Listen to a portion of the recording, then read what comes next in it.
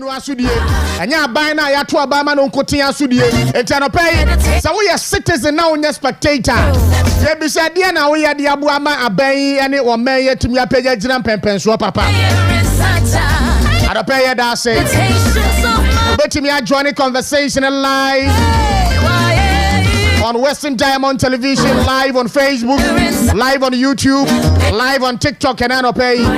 For WhatsApp and a text message, 0248 071 174. 0248 071 174. Yana production team nasi. Watch Remaba ASN Chill. Samuel Jingo, yada say. Yaro, Badges, Abena Sewa Meniampo. Kelly, thank you. Mana Prack air technician on duty. The Osikani Frimpong Manso. It's name of the Ama Barimapa Nana Kunetu Abupra. And a pay any kind and 2 year home for Yanshia home crying. Be acceptable to you. And a pay the Amene will change and the Pacho. You are subnet. Sir, one nam now Kotusa will be a to the Bafua. A Bayanka, da Braka. Nyadaje. Najina Hodin. Nati en Samoa ene nipa na aka dia kire ne ba no ayede ya ebi beto asumu ebetimi aboa wo sa wo di tu kotodweme tu ana mowa enti no pay wo mo maso de wo mo da so do mo kete so mo tie nyina no ne medi tufu na me dia hye wo nkura nyina ne se kai na se no nso enema enan enedai ansa na obepie akọ mountain so no se no nso se your niema nan bi wo ho a emprempren ene wo bi yede amawo na pacho de di kan enie papa no a wo bo wo ne se anopa men kan kire wo se ene ya ye kase he will make a way for you me pacho tie menim de wo namu menim wo how ne atete ya emprempren aben wo ntamadan ama wa bem nyina bu chese wo ku ade de wo kanyina ne se me beye dan wo wiase ebusuan kabida esanse wo ngu ya unnim ne wo benya etianopei wo kese ne se men kan kire wo se wo bibia na bam wo buo wo mu a wo maboto wo mu ni abrabom ani da so nyinara no wo se yan kan kire saafo ni nyina se enche wo be bokwan ato ba bia kwan ni so otimi dane ensuo ensa wotimi bokwan to ba bia kwan ni a wotimi ade eye ensuo eto asase kese so a wo ha no yakituwa bi ma no etike wakoma to yam nyanemu gidie na nyanemu arehemu se eye de ya emrepa ebeba entino wo say I will make a way for you this morning ne atoso mie no say I am fighting all your battles for you wakono a adane wa how wakono adane bepo esi wanimu a wo hunu se wonko benkum wo wonko nifa wo wompem ko wanimu wo ana wonfa ehu enwane nko wachi ana adopɛ maba wakasia ne se yenyina ye master ne se wabɛko ku nyina ma ama enkunimdie mapaba ama watamfu ene yehu enti wotie mi a wo how bia wo so no dan mu fama eye okese no wono na ekoko ade amaw wonyontoni ne se wo hunu wontokwa ko a onyame nkubi maw wo hunu wasam ka onyame nkabi maw enti jai bia ehye okese ne nsa adopei papa ne se obekoko nyina ade amaw de etoso mi yansa o se eya nyagidie na nya rehemu ewo wono asafie hu ane mremu emre en wode ye na djuma wobi di aba no pe no nkyerese wode ye mba wobi didi no wa we fish wonso we eye kobi ni nyina ensomunam kuro ya etino edien na wo haw edien na wo dadwene sanka wo nya okese numu arehemu anya no mu gidie se wode mre na ye djuma anke wobi ye di aba ne no wo ma ne ntete wa brabo tie biem emma wobi ye die entete wa brabo wobia wone mre sene anopa duru a ene ewiem ye nyusa na ebobe ye tene ko a ewia yi niti no saa pepepe na abrabo a ye bo saa na tie etu obi ye dia ba anopa eno nkire sa wo de wo kese na ayiwa mba aha ebia de bebe awia ebia de beba himarche ebia de beba na ju de suo mu anipa da ade ebekye no na ya dansidie de ama afoforo enti anopai ne kese ne semen kanche onyina ne se eya tai bompaye empire a wo bon bompaye a wo mreda enti no eniema nan ena na no pemene wo eche ne di kan wo kese ase ya nkire wo se I will make a way for you. I am fighting all your battles for you. Trust my timing. Pray without ceasing. And okay, ye jina we should ya share ho ye ho nkra de atu ye hofo. Ne ya kanyina ne se pem kwa wanimu emma esu ne awreho ne abamubuo enni wanim enne dai. Mankunim die maseriye manigye maniso enhye wakoma mu ma na ntonkosi se enne dai be kwa awiye no na enniema ene ye kwan ahodo atimi abia ma. Anopai, good morning.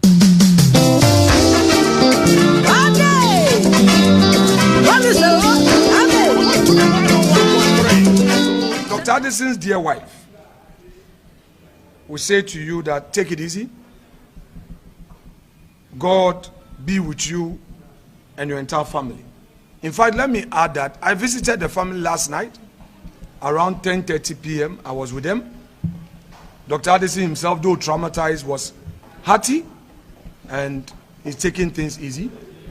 I went round, saw the property, and in fact also had the opportunity of visiting his office where the CCTV monitor was. And it was unfortunate the way Jakpa and his men carried themselves, dismantling the CCTV monitor. If indeed they knew that they were on a lawful path, why dismantle the CCTV monitor? Why take the monitor away and all? I believe that we don't need this as a country.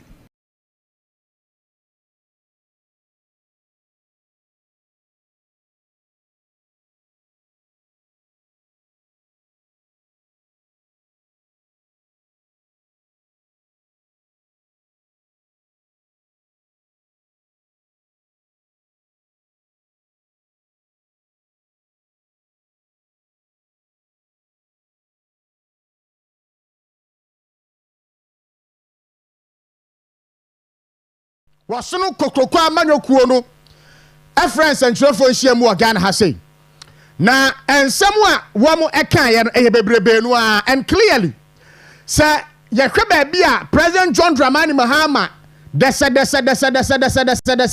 wone ne NDC aban ede wo man ekwa say enipa bi mu anhya ahyese ye kasamu a ya hwe yi a ene wo bi be ka fufuo e de afoati ko de abewura wanum se sudu sanso de ensese koso entino Richard Ahiagba eye NPP National Communications Director and rather friends and trofo nhia mo de nsama hodo bi tudwa 3 months into President John Dramani Mahama's government series of events and the minority no anampo no MPP party no ehunu say we dey total intimidation just ye dikaya targeting MPP for nyina and then answer any honorable Alexander Kwame na afenyo mark na the two beja shede say enne ye ka say abai betimi a kire MPP for nyina de agumu but on kan you say December 7 2028 Ghana for no a wo mo aka ye nkire wo mu ngumu wo mo no mba mo kokromotie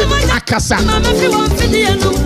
and so one and rather utie Richard Ahiagba din it tells you clearly say and some happen na aban a wabadia enka ene a national cohesion ti ake ho abomu na yetimi aye adwumaden dia pagya wo management pempenso papa then so no wase utie ne din a ene enyiyimu saa ena wom eyo na it's a bad precedent. It's a very bad precedent.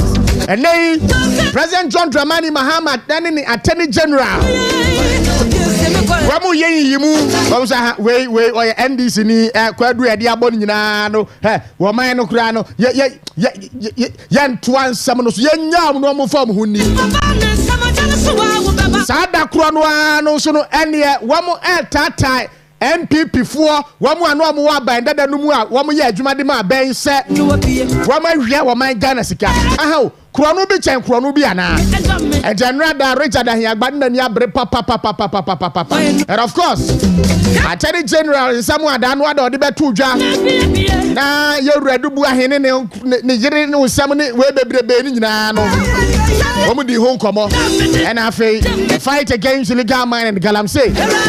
What's President Mahama in the opposition and the emprempre war in government, you know, and also who some entino or the home come on. I pay a benya da jina yabobo a year videos and voices in the Biama now also to me on the course and radana also what make you justification because near Asha Sia Econo Obesia 3 months into NDC President John Mahama na by any number muono just I don't know say rule of law no dey yemfa nya adwuma biemu ana yemfa nya adwuma biemu a aban emra wonya kokuduro no o meka nkire se Ghana fo ene maba nyina no rule of law me fa nya adwuma etino ne yempe ena enei meyo ne yempe se me manfo ye ma me no ene matitafo ye ma me no eno ana meyo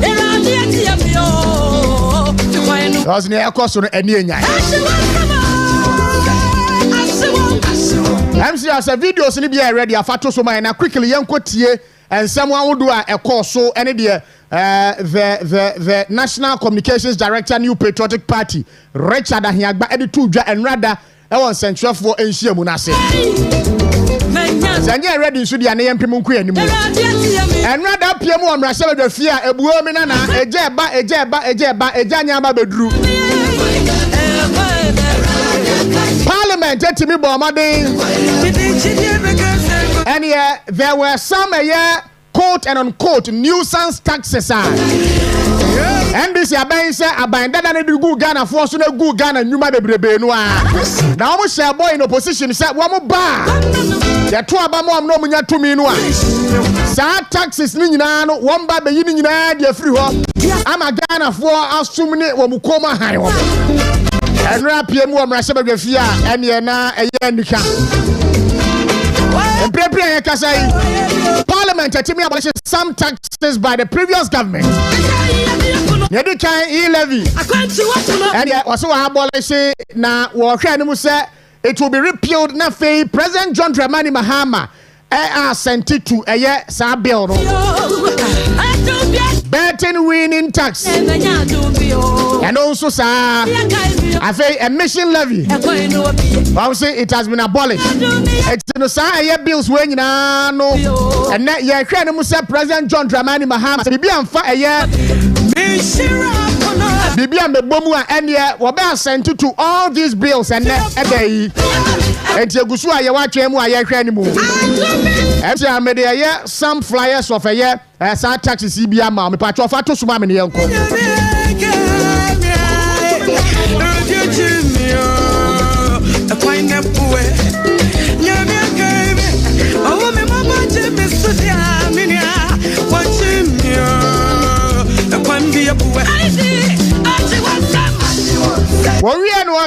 and rate of tax refund account reduced from 6% to 4% as Parliament passes Revenue Administration Bill. And rate of tax refund account, abanda dana breso na 6%. And President John Mahama and Finance Minister said, 2% in free so na yenya 4% no ema amount for any Ghana for entry. Sa tax we ya where you free 6 dey about 4 no. Bebrebe no adano adane ne one of the economic experts din komo a wo kire mu sehwe de ede beba wo mine so no ebe yensem bebrebe no a enti no ye nyina ye me ani na oni anya hwe yie esan se aban ede eye ne nsa benkum ema wade a na wafa kokua mu ede ne nsa nifa ahwim ade no ode ma wo no enso ede afiri wo nsem enti no these are the taxes afei betting tax on gaming and lotteries abolished by Parliament awaiting presidential assent. And Odancheya, emissions levy abolished as Parliament passes emissions levy bill 2025 awaiting presidential assent. And these were some of the taxes and rather Parliament wamo etimi pass yes yenyi every one afei na yɛsɛ yɛ repealing so no yɛ repealing yɛ kwensa President John Dramani Mahama ɛde ne nsa ɛbɛhyɛ aseɛ wo join here live on Western Diamond Television Richard Ahiagba NPP National Communications Director Enrada wofre ensentwerefo enhyiamu yankɔ ne yankotie emusam emrasisia NDC and not the NPP.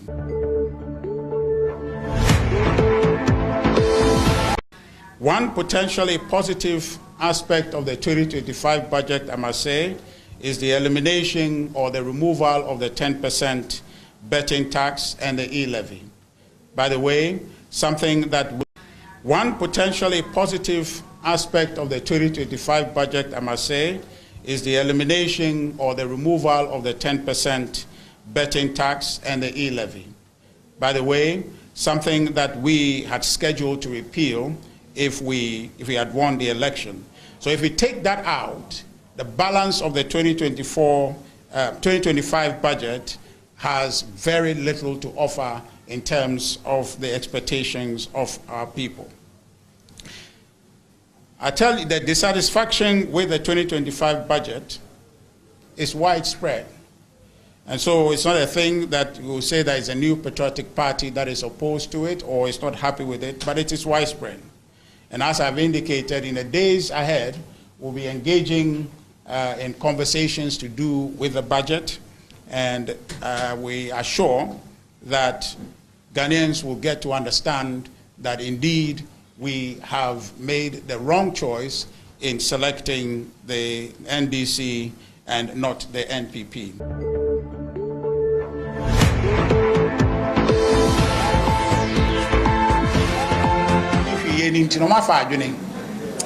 Muka say campaign no no say corruption. To my father say corruption is the politics.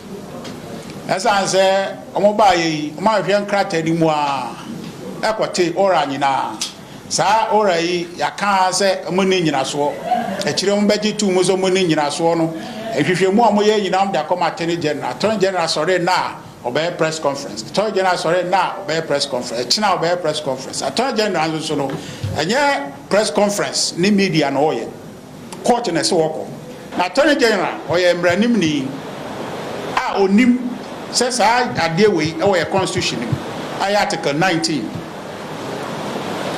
Provide say men susu obia say we di bone until say court beka say we di bone.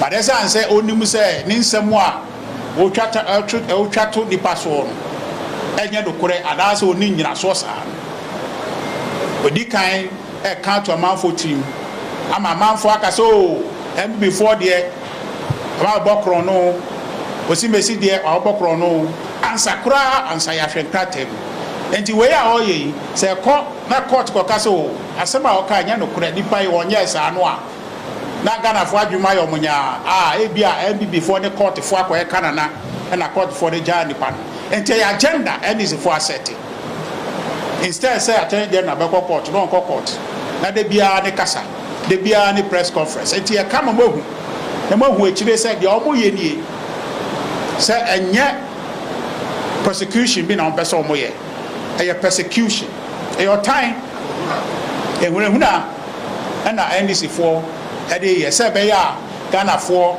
ebenya MPP hu time so wo mo ba ye man be eduma bia be wi esika nya no kre na de ye ka ama nyina hu na Attorney General atibie ni se MPP ebegina ho ama emra se emra be eduma na ye ndie ye ntia se obi edi bone ewo ye mu na ye de me famra kwan so ye mfa nipa ne famra kwan so se de amra kire but me mfa nipa no embeto press conference emma engu ne hu fi emma nipa nsusu se nipa no ye de bone ye ni abra ye hu ne mramu se ampara odi sa bone sa futuo no na ye pese Attorney General otie na odi ye adwuma na eboa ye se be ya amanfo fa hu di a constitution na guarantee no on fa enwetwe from sa futuo no na ye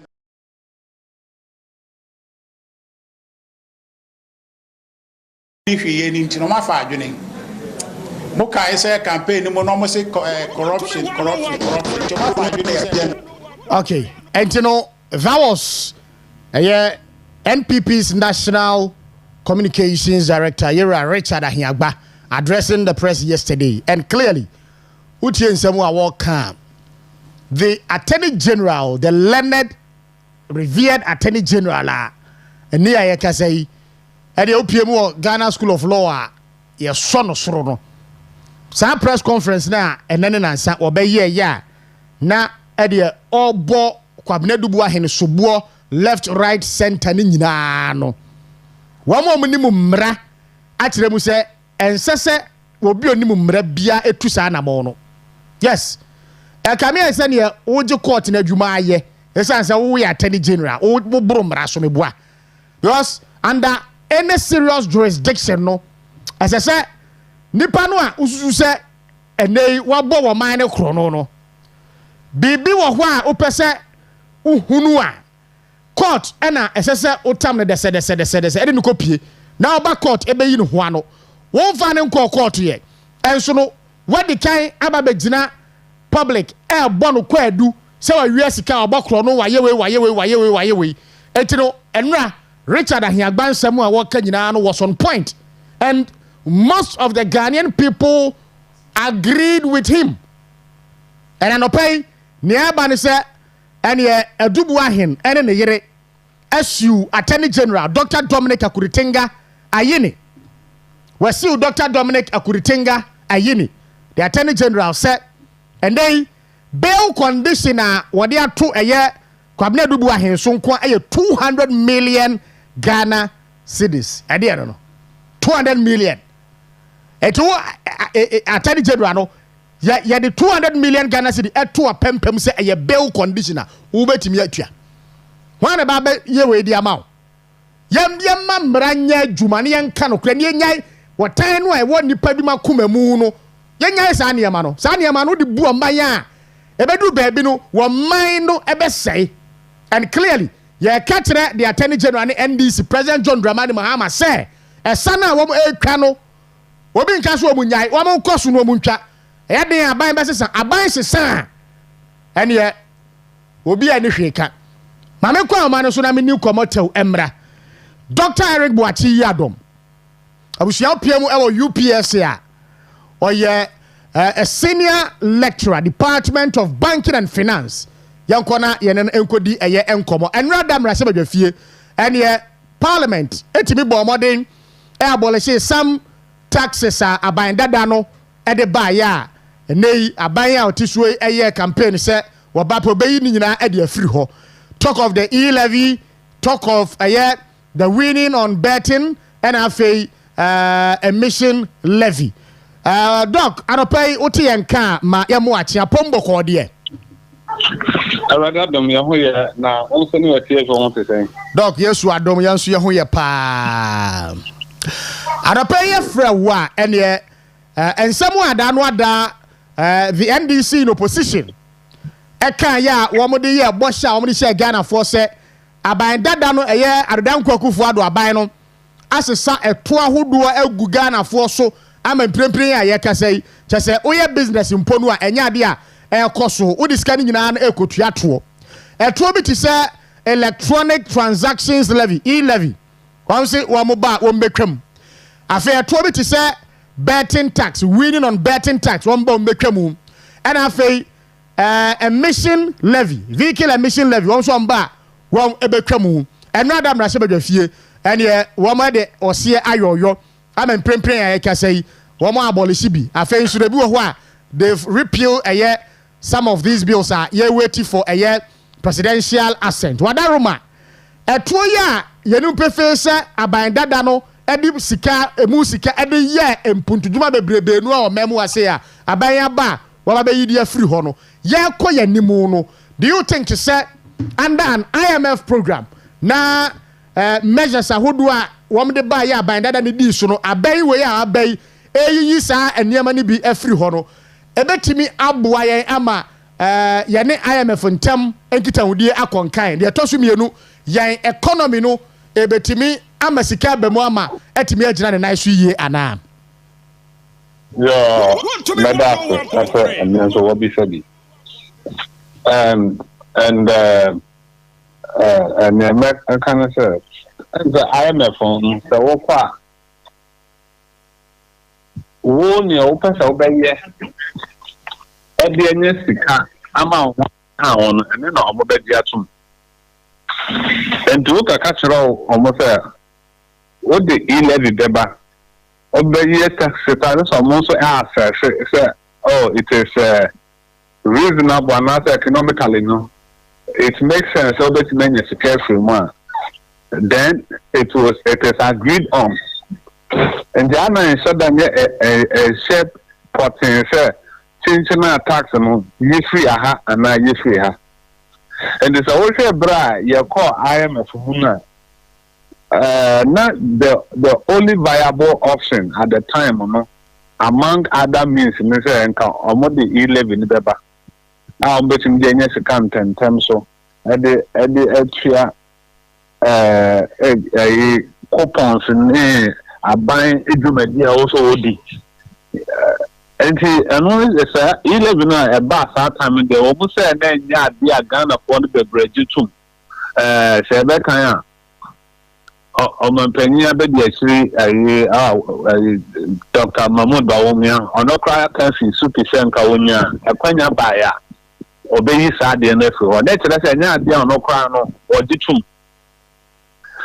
And she is near binding yes or the bed raise Cano, but it is a Brenason or say you through on Mama or Mount for so and now 11 or Mother Abai.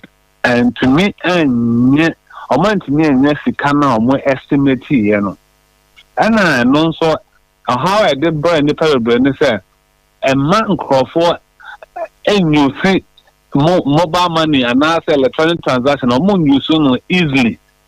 But you shall bounce up car higher mobile money interoperability. We're investing into that sector. And so I did our book higher name call for and shut down you. Say again, person man will be sick. Now my father got Jacka. That's just the year call at the air cheap.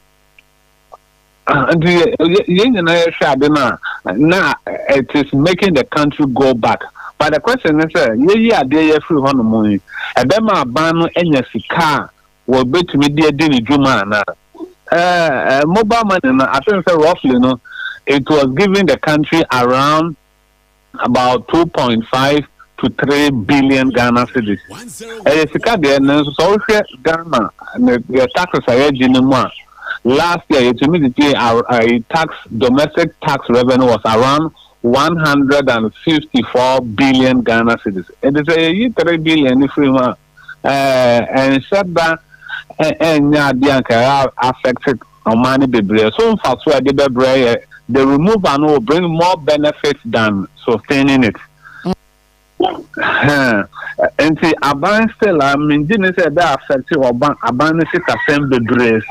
And number two, the debt restructuring the common so Edian high bebre ama Aban. And that's how Edia what they cut 100 million also would next month. Ya chiako and him so betting bread, ya bob was a canon kakra.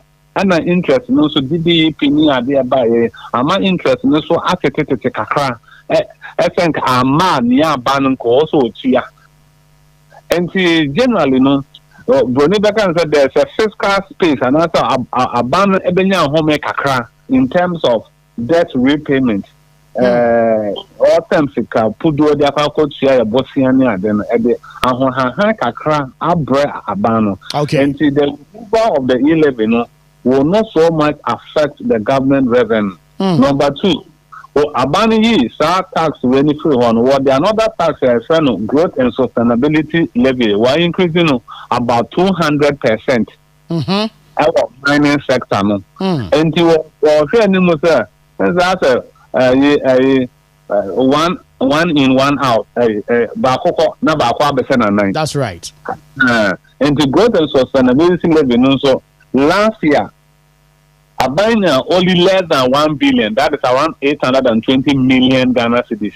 But say no, this year Abanya estimate say Obenya about 4.3 billion Ghana cedis. It's more than the e-levy. No? And the economy no growth and sustainability levy. So to me, Sikana we're estimating if we more. A bit me have a share e-levy na. I see. I see. All right. Now, betting winnings and emission levy. And they are say or say we and free ho. Emission levy no, I don't know, say I buy that no at the buyer the Bayer Juma. Maybe Kaiser or the Bayer Juma dear. But what the Asham say we in United free ho. And also some more at say and also some because say.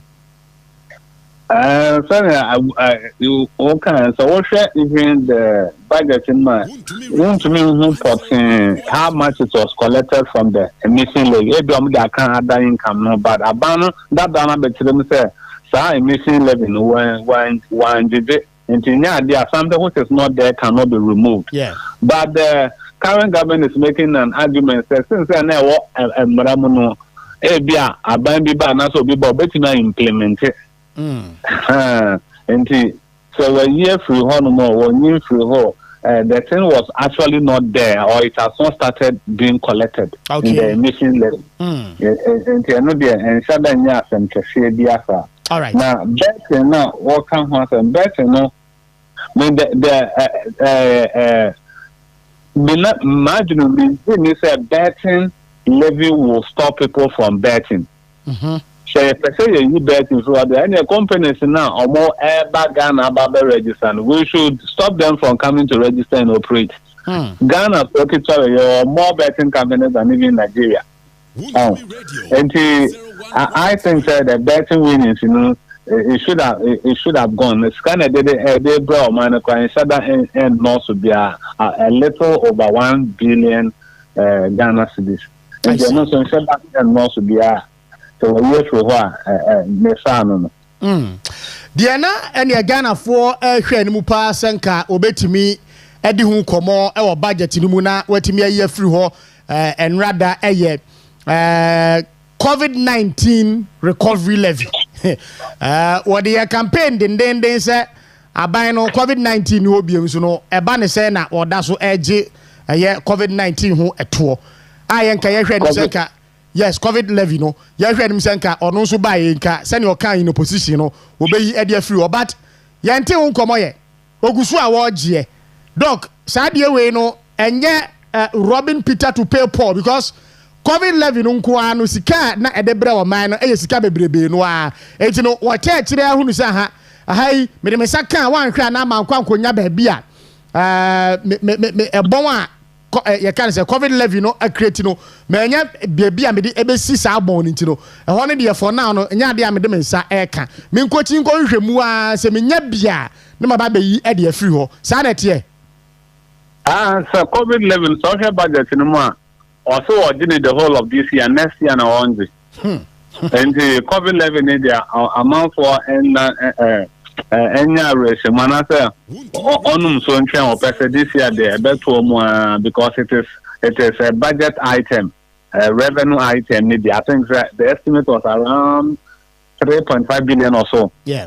Abana I say oba beje sanya wo kan sa na yin na ye hwe mi mo se ne what o si simple say wo ba obeyi afri ho no na ye hwe ni mo se nka wo ba senior who you levy everywhere nanka all those taxes no when you free no but for sure when you free high no ho better no because the COVID levy no the discount eba pa ema ayaban to show budget no it will only discontinue in 2026 into this year there is not something which is going to go but amount for taxes Robin Peter to paper I understand.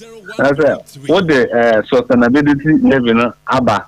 And think you any free now what more of the VAT no or brought in non cabet machine and nanka one COVID levy no so levy it built up into prices. I am my money am up or ever cost and it's out to me if one can a double but Abama I imagine said this year the COVID levy no dia no budget. Yen next year no so do say be yo no way free wa All right.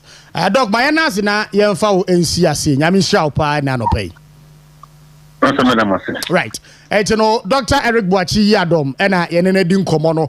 Abusia oye senior lecturer, Department of Banking and Finance UPSA. Enti E-levy and rather na mitie the majority leader of Mrashibejo. If you see ya mutu, bye gone. Wabo betting winning tax or see ya mutu, bye gone. Now about emission levy or see ya mutu, bye gone. Na near na edisika pabre o mine de na NDC ewo position wo omdi gu aban na no teso no so COVID-19 recovery levy COVID no eni ho biemu intino ede entina aban na teso no eda so eje sa levy no enei wo ba ya wo se aha eno de enya de a wuyi de afiri ho aha etino wa hunu ne aban ede enam etino eno so eno no abusua na manu gu MPP press conference omo ye enrada no eso and clearly hwe baby abesia Richard Ahiagba bia no chia no ma me nada na sema because ensemu a wokan ye no ensemu a ewo Ghana fo adwene no mutirimu because se we attorney general a yesra wo dwumadie no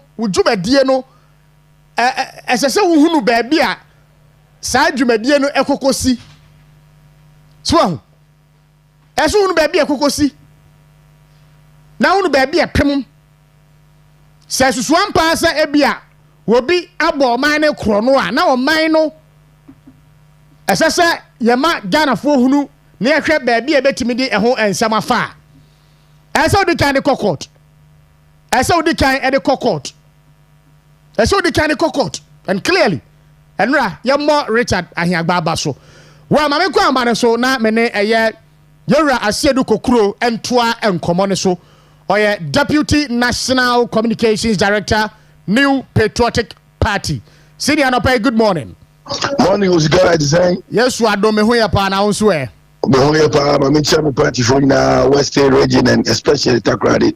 Very well. And now party difference and for Shiamu address some issues are President John Dramani Mahama and a 3 months government wash us here what the eba. Now the dimu akotine pano say abaya what tiswe persecute to appointees and members of the former government and the New Patriotic Party. Doc, wada Roma and run central for Shiamu no ede pa na mo pese Ghana fo nyina no ehunu Osika the catch Ghana for the attorney general no onja send the office no why no judge why no court now on gather evidence no fan court no go seek conviction ma state no now no say catch and say the office of the attorney general no a high office until Oman and Nidie he should maintain the integrity of that office now attorney general or your press conference now investigative body the evidence about also some of them they have started singing. How can you say this? A very learned, very intelligent man with a lot of experience at the bar, and then you are addressing the state as an attorney general, leader of the bar. Then you come and stand there and say, they have started singing, and you know that they will be in prison. How can they be convicted? How can you say that? And you're good. And that's why yesterday we were calling on him, doctor. Say he should go to court. Oscar, the omuye no, politics no omuye, and these people. Let me tell you, I will take you to history. Sometimes Ghana na refugee. When the NDC was campaigning prior to the 2008 elections, they told the Ghanaian people, so Yana. Kelly no they will seek conviction for the state and then they unpromised government and Kosiaga from 2009 to 2016 Oman Timia Poskitobia. Okay, when the NDC was also campaigning the 2008 on Ghana 50 Omba Power, Dr. Kubrobe, any other senior government officials Oblombetum Oscar former government then President from Mills, may so rest in perfect peace, was starting up a commission of inquiry. And the same strategy now must start. Oscar, I want to tell you today, me, in my capacity as the deputy director of the MPP Republic of Ghana, that the NDC cannot prosecute any senior official in our government. Hey. Nobody, they cannot convict any senior official in our government. And politics no more, because say any politician who investigation at the umbrella, and then now you gather your evidence, you go to court. Unko court, no one now public now ranty, now ma commenting. Unko court, evidence now when you know a court to an amrem will be able to stand the test of law. And the doctor, a politics now, you know, because they are under pressure. They told the Ghanaian people, say, oh, Governor, this guy, or maybe a sky, buy a bet you more. But I mean, you need banana republic. You are republic of rule of law. And the doctor and the oil and yet. And no go be any massy. A back court no say, sister. No what defame the panel. Dada. I don't know of mine, sir. Yatuaba 9 times in me. I see a koyanim. I see a yenomaye. The high office of the Attorney General, no, he should maintain that integrity.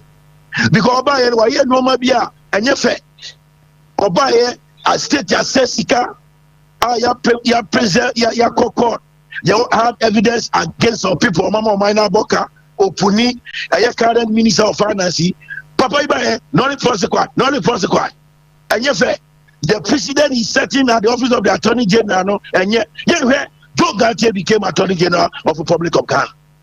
High profile cases were investigated. What is Joe Gante make now public errands here? No. Marital Brew appear. Former Attorney General. Osikani a lot of conviction for the state. National this national service scheme at the prison the former boss no what is marita obegina ho e kasada no government order me ke otu papa Usankoma Nana Akufo-Addo. I'm mentioning names for you to look at the integrity this individual brought to the high office of the Attorney General. This doctor is being used as a conduit of political propaganda. Is he being used as a conduit of political propaganda? Because as a lawyer and a teacher and a leader of the bar, I don't expect these words to be coming from his mouth. That Amavo, Yatoto Omano, and they are started singing. How can you say that? Attorney General of the Republic of Ghana, many years at the bar, teacher at the university, teaching law, and behaving like this. So yesterday we told him that he should think that any office in or manage any private firm or manage. He's Attorney General of the Republic of Ghana, and that office now, the integrity of that officer or more maintain, he should demonstrate that. What is that Matiamidu? Matiamidu, the great Amidu. What is that? Or your investigation or public errand here. No. Go and look at investigations that Martin Amidu, then Deputy Attorney General under the Rawlings regime from 1980 to 2000. Correct? And high profile investigation on Musiki Commission for the state. Or major public errand. So what we are calling on Dr. Ayini. So on one Casano, he is bringing his integrity down. Because Dr. Nankasano, his case is pending before the legal council. Dr. And the Yaman Attorney General, or a leader of the buy. He has a case pending at the legal council. We can't have this democracy. More than 32 years, 9 times elections I had to leaders. I see this behavior from senior government official. Government lawyer behaving as an ordinary law student.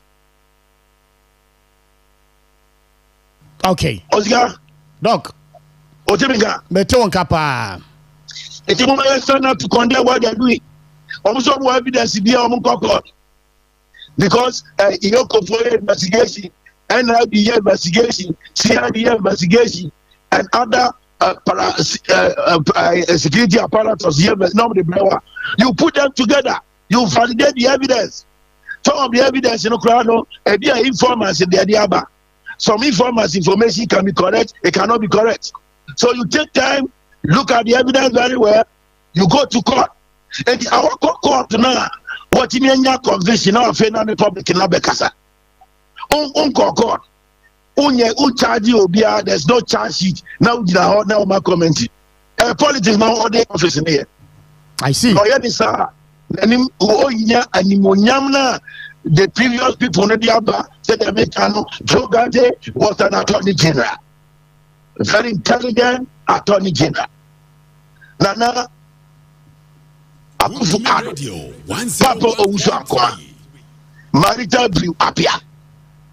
Look at the people who are occupying these offices and the investigation they did, and then they seek commission for the state. So I Dr. Yawabai, me can't send me a no sika. What about the Sir Doctor?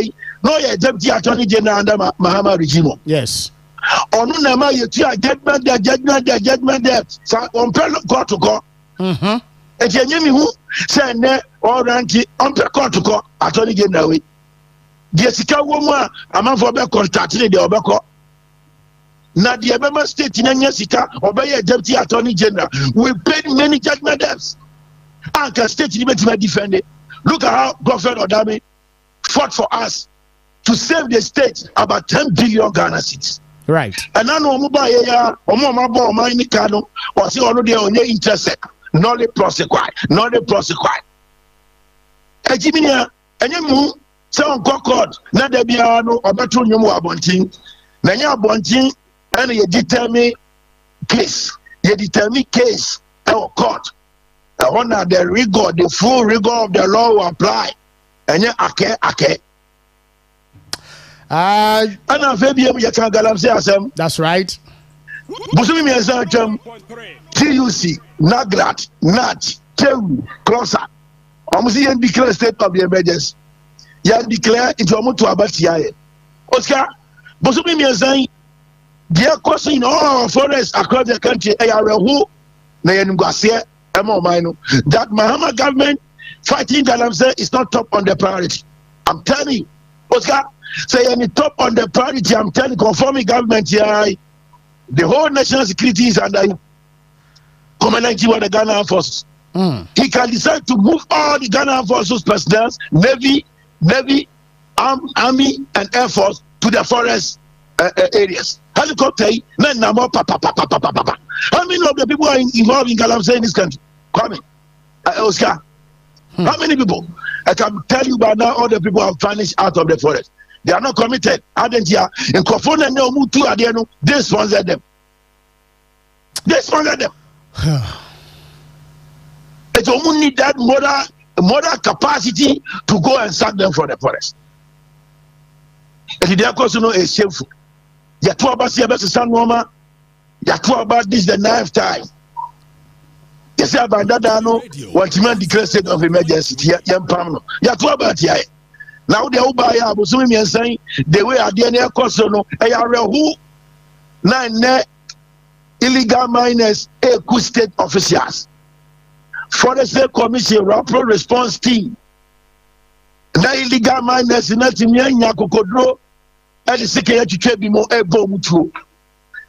Under Mahama regime, those who claim that they have the capacity to fight these illegal miners. I don't know who bad our team make this like me pass that guy, no. You have to make government teaching hospital. Maybe a video, no, let me shoot. Because me a Facebook friend to Eractus the Donko. Okay. That's right. Maybe in Facebook, they are opposing. Now they are Tano River, no forest in Nimna, the in the machine, under Mahama regime. This is what the name to them. My soul, and demonstrate to the Ghanaian people that is committed, that I'm saying fight is top on his priority. But me and you, when Mahama addressed the state of the nation, he never talked about Galamsey. He never talked about Galamsey. Oscar Diakonayare who and let us talk about it. Everybody must begin to talk about the Galamsey. because what is going on no yes city aluva enkoye okay obi wa islogon ozo no de oni wasalman finti on ka galamsey the real fi say ebi ale ba bi beko wasalman fi oba obeto banchiri wo prefia na sa banchi no olbe brand wo islogon no de afufu adi na fufu no wo say heavy metal no wo banchiri odipe ebeko ne yam ebe ha no. And he talking about this guy, I'm saying we know that all over the world it's not easy. That is why I say we need to bring everybody on board. Because Oko Chile, Oko South Africa, Oko Australia, Oko Argentina, fighting people who are involved in illicit mining. Even when you talk about DRC Congo, it's not easy. Where money is, and yet easy. A hyper approach. But our friends in the NDC, because of political experience, decided that no, they will run the government down, that we are not serious, and then the Ghanaian people voted for them. And 3 months, the issue is deteriorating day by day. Oscar, I'm telling you, go to the journalist Facebook wall. He gives updates every day. And I'm telling you, our forest is day by day is being degraded. Our forest day by day is being degraded. Our river bodies day by day is being polluted. And I ask myself, do democracy give hope to the Ghanaian? Oscar, Mami can say me so. Burkina Faso in Oba Ghana no. I to abayi a president. I don't know I cool. Burkina. Oba no one said omusi budget so. I don't know budget so. No Mpuntuo about Burkina. Yeah. But now about no Mpuntuo Burkina, no more hope. It doesn't give hope. People are not meeting their expectations. So the unfortunate happen. What I want to tell Mahama, that they should give hope to the Ghanaian. The Ghanaian thought that Mahama, second coming of Mahama, these things that never cause to Galamsey, never cause no. He will take a bold decision because he a one-term president. Mahama will not come back to seek re-elections. It is what is preventing him to be tougher on those who are involved in the Galamsey. But his hands are tight. Why is his hands are tight? Because some people who are doing this illegal mining sponsored their campaign. Very well. So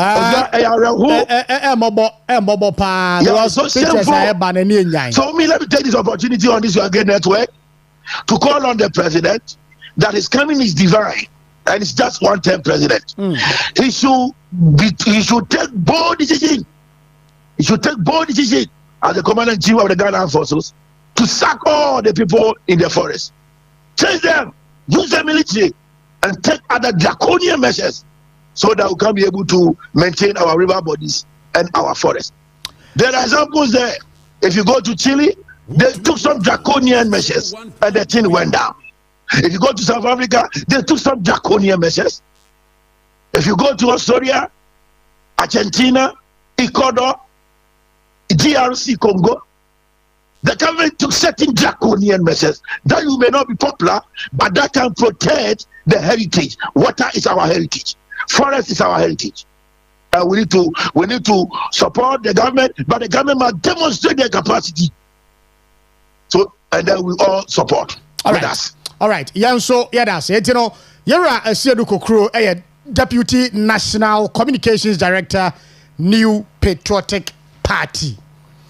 Some 39 minutes gone past 7. Won to me 101.3 Western in the morning. Jubedi esu eni. If I try to pay joining conversation with your WhatsApp and text messenger 0248071174. I say you're live on all our social media platforms. Western Diamond Television on Facebook, Western Diamond Television on YouTube, Western Diamond Television on TikTok. Yeah? And when I meet here, Ama Kofi Bua, Elembele Mogabi, Elembele MP, Minister for Lands and Natural Resources. Or say, we will win the fight against Galamsey. What can yana me yamu Jimmy Bram Ramsey? Hey, Jack. I'm saying, who name me? I would see one who I walk on me boy. You will win the fight against Galamsey, really? And what will probably in the feather? Say, dia na mon na O2 ne say we betimi ya win the fight against illegal mining Oman mu ase and was say one eniema wodo a wo de aba wo de betu galamsey ase wo Ghana ha de bi kan nie na oti a wo kura be sere o say one decentralizing mining license say ene wo mu etu fam agudie no wo per license emprempren ya just say o concrete enti wo ma bay district level ne onkro ne ba no wo mu ebe ma license enso e wo ho wakana mse sa die we Dr. Laj Mahmoud ba me akan ye de dada wakana dada me etoso mienu political will at the top e okura na mebufu ye no political will at the top. President John Mahama ebe gina eye mpo edum banso in 2020 why campaign was say na dan kwakufuado actually innocent Ghanaian youth wamu kope bibia dia kwa kogum se wamu no amu ye galamse o memu ase no na wono wonim wamu ye campaigns no omu mom na sese aban na oteso na kire wamu na ya aban na djuma anya opposition party na djuma se we be stop illegal mining wo Ghana ase ana ya to aba mo awie why mampani enti enne aye wa djuma aye wa sudie se we be stop illegal mining e wo memu ase. In any case, Mojina Simpia Suka said, Yantu Abama and this Moba, Mobetimi just 5 days, 1 week. As Topo Galamse wa Ghana I say, Moba 3 months in here, and nay situation no, I am very, very critical. Very critical situation. Go into the forest reserve and see.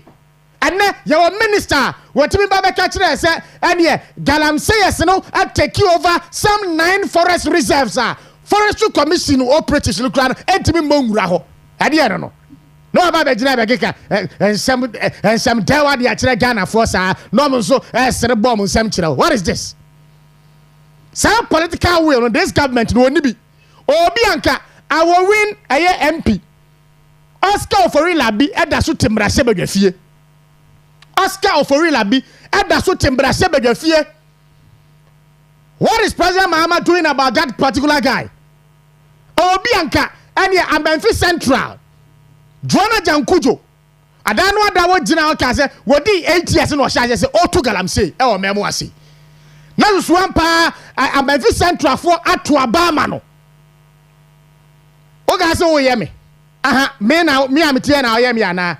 Ana o ye Dr. Laj Mahmoud Bawumia. Ana o ye former president Adam Kwakufuado. One na o ye ho enne wo mo say that yeah, what we have political will. I say policy reforms and I say Tree for Life and Blue Water Guards. What want to ever be to galamsi? Can you imagine this? Can you imagine this? Mameko amanu sunamene Ojaba Hari Yao Ado, or a Western North Regional Communications Director, New Patriotic Party. Any enkomo Ojaba no pay matching. Hello, Ojaba. Yeah, me also. Now, upon to say, Bibi aboko this year. Yes, you are doing your Western North in Patem to say. Yes, original Mboko. Nice one, nice one. The other guy, Mr. Honorable Oscar Oforilabi.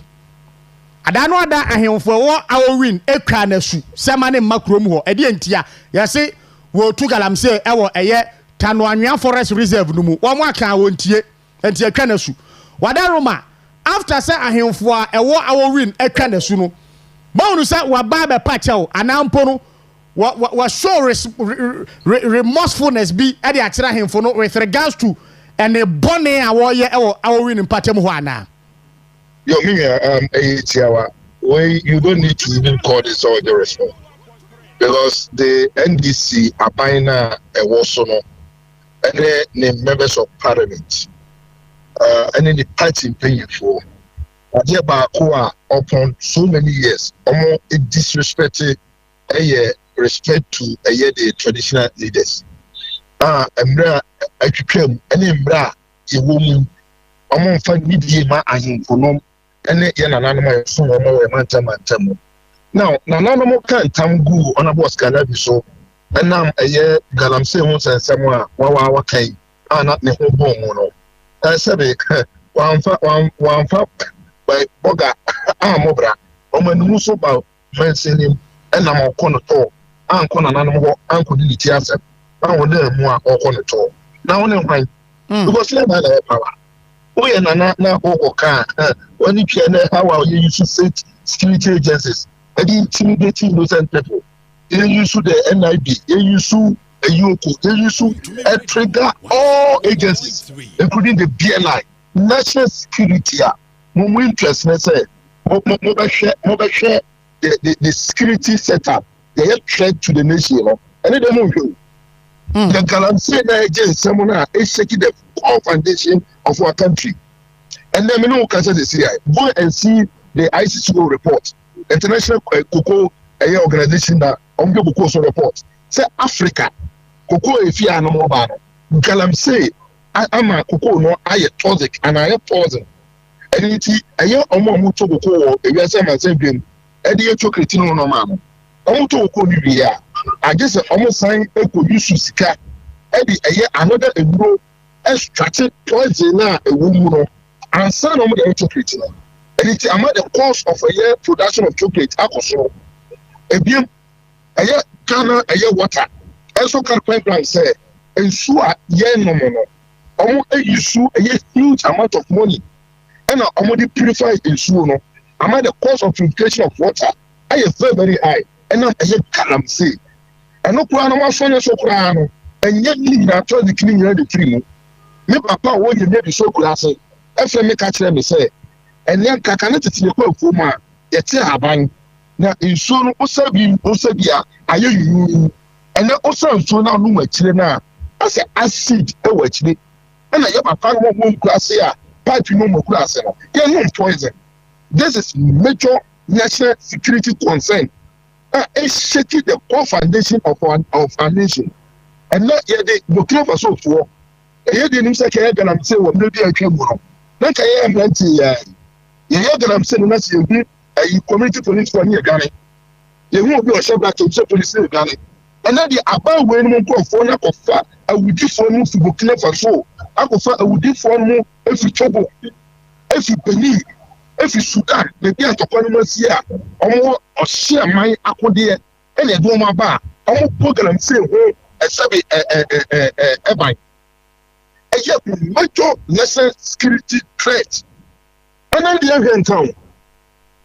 And I said, oh, Pia, okay, wow, you and another one who said, or didn't want to take and say, as some quiet, as some moment, an animal friends will not come from us.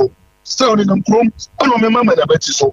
Now, people who so about why they say, who you should traditional powers, you know, and your friend, who do you agree the nation security for about this year? So, they all kind of say, Sabi, I could send it here. When you saw the actually, because Apala, when you have a banner, also, some of could do the idea, well, you saw or was on, and the security, a bonny penny for one bank, and the national security, they are buying. Sabi a security setup for I say a shema equity affairs ever. And the Omu can a man for fear no more attack as a man from Noma. One day to about my case here, Uncle was searching here. The real Sky. Yes, you understand. So don't think say about we know at the fairness, every man done a media said we would see it. It's empty on an apple. Oh no, I'm for getting right now by power. And already I'm buying so what you carry that. About saying right PNDC is okay. I inform to almost say I'm not money again. You're 2 years to go from.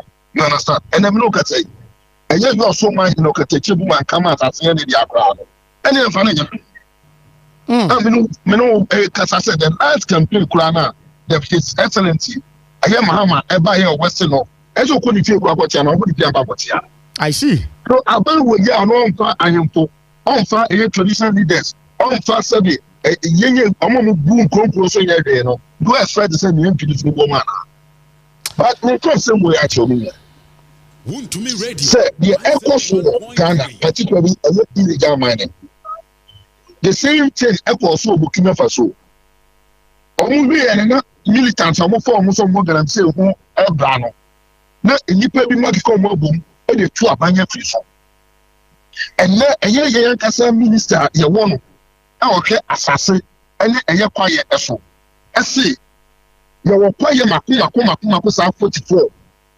etimodinfo ewudifo bi de omo pe akɔgye kwaye na so fi aban nsɛm tio aban a wo Ghana security nyina so yes nyina hyɛ wɔn nsa no minister sɛ kwaye makoma ko 44 including our new kwaye a yɛka ho asɛm ɛyɛ etimodinfo bi ewudifo bi no ituo akɔgye kwaye na bɔ so a emu na ipe no motimi agye aban na timi no apply den agye emu na ipe ato 44 na aka ne de wɔse agye mpai bobam tie ne wa wutie me no abayi asase no nyina yɛ de dia soja fo ni nyina yɛ de dia ɛnɛ minister na yɛ ka ne point blank sɛ agye sɛ yɛ ko ɔsɔ himan ɛkɔfa Yesu Kristo egu kontroge sɛ ya pa yɛ kyɛw na awudifo no fi Burkina Faso efiri yɛ Cote d'Ivoire efiri Sudan ɛdi tuo agba soja fo kura so makɔte de the state a 3 months penie anagalamse yɛ kom and what would you never have a tra?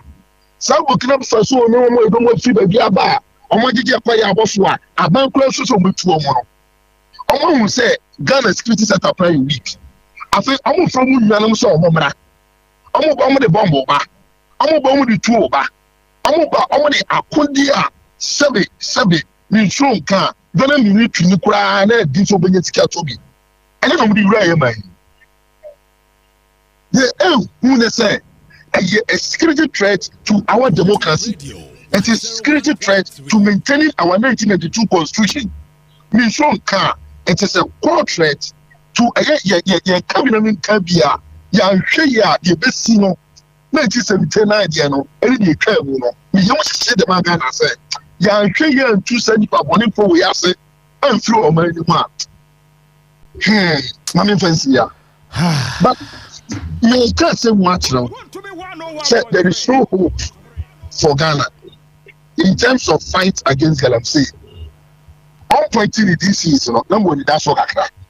Say DC is never because the core unit of fighting against Galamsey is the defeat. Yeah. What is so the need to think about? Ogo could do some aboya and Ogo could do a year Galamsey or maybe a certain regional. What do you want matter when we come home? Yeah. The basic unit of fighting Galamsey is a society. That's right. And the next minute, a district, the district chief executive, or municipal chief executive, and yet the chairman of the security setup. And it's a one and over so fighting Galamsey. Oh, over pointing conform who need Galamsey. But MMBC appoint 20 hours. 8 regions no more about it dear. And I can say from Kwa. Because I can say from Kwa. I'm almost training a Captain Smart. So you Jabako can. Jabaka some people need here. I'm going to say NTC executive, chairman is secretary for the second Galamsey. Yeah. Yeah. And then look I say NTC chairman is secretary for the appointment in about.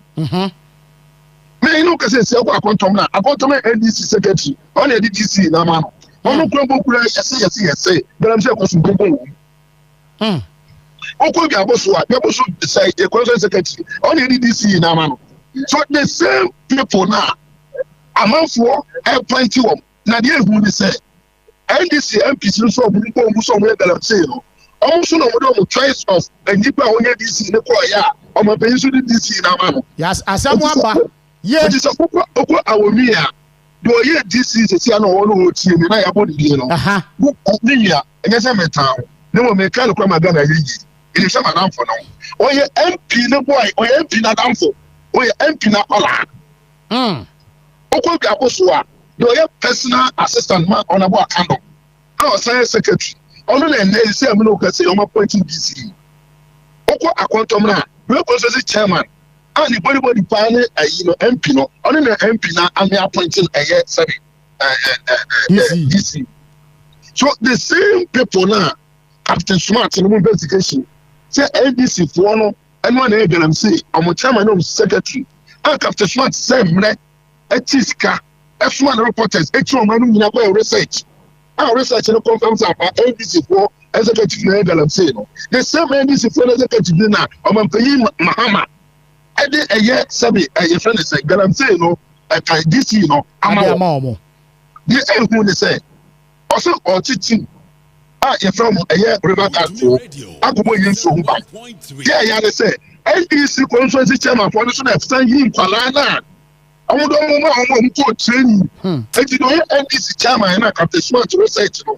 And so you're gonna see on one collar and then a river guide in here. Okubo Nsu by.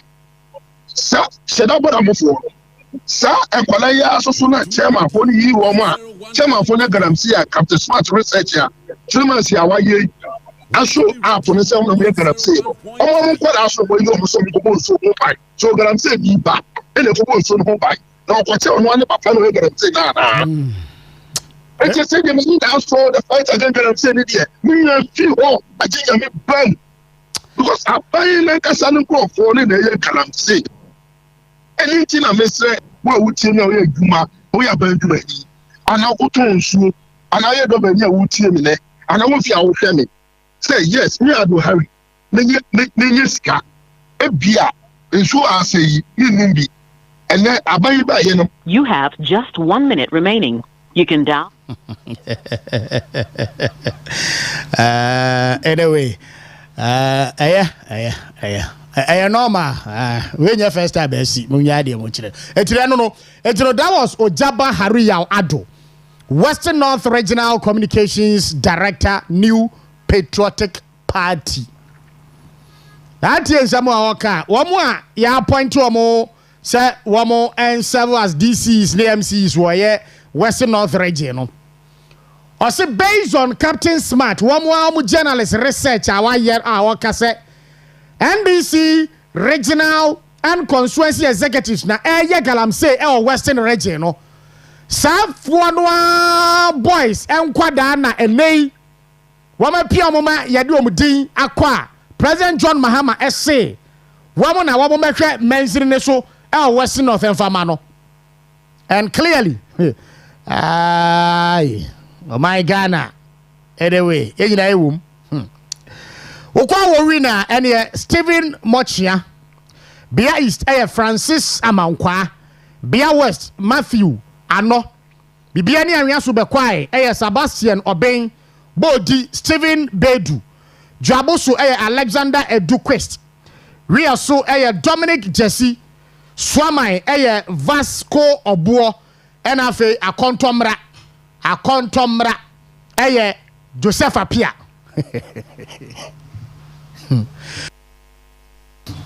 Yedi agro. Oh yes. MC Amede Honorable Emmanuel Amakofi Bua. Video bi amao. Fatum mame. Wamo 80-day agenda to stopping Galamsey. And Ranote TV station grad is here. CTO is channel 1. Now someone who can me hwendi so agro ani so papa.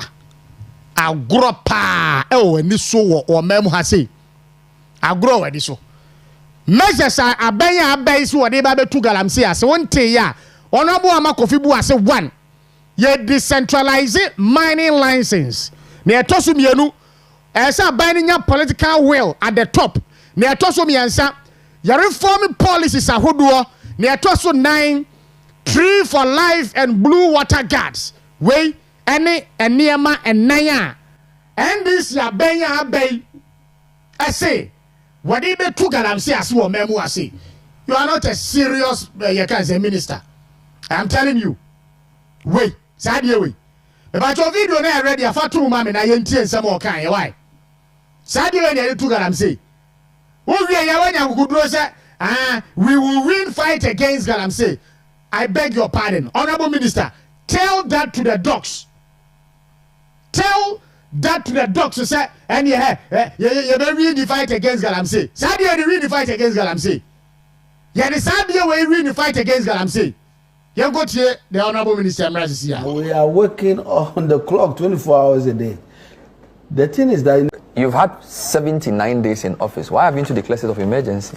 We are treating the matter as an emergency matter. I've just told you. And we are working on the clock 24 hours a day. The thing is that in a free society, even when there's crisis, you try to solve it without creating fear and panic. And that's what this government But it's not a national state of emergency. I think that's the claim in September, October, which I believe you agreed with, was that state of emergency should be declared in specific areas. I think we are. And you agreed to that? We are already doing it. You have not. Well, we have.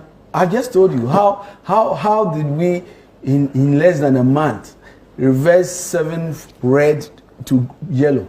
I'm just simply telling you that we have decided that these matters are matters of grave importance, and they are matters that must be dealt with all the urgency and emergency that it deserves. Minister, state of urgency is not an adjectival clause; it's a legal term. Yes. You know more than I do. Article 31(1). Yes. It talks about things like curfews. They can't grab the bull by its horn. Now, what opposition? We are not ding. You buy 5 days. You be 2 galam say. Na do na 2 galam say. We need the willpower. Sabi ga ifu okromu a. Da no da be gina pra yi so e wo be po so ase yi. E be gina nsuo num eye press conference. Ene ya hwehwe no. 3 months die monko na monko ka nsuo nani. Monko na monko ka nsuo nani. Kona ko ka nsuo nani bi po so nsuo no. Pra no kona ko hwe. Oga said that form.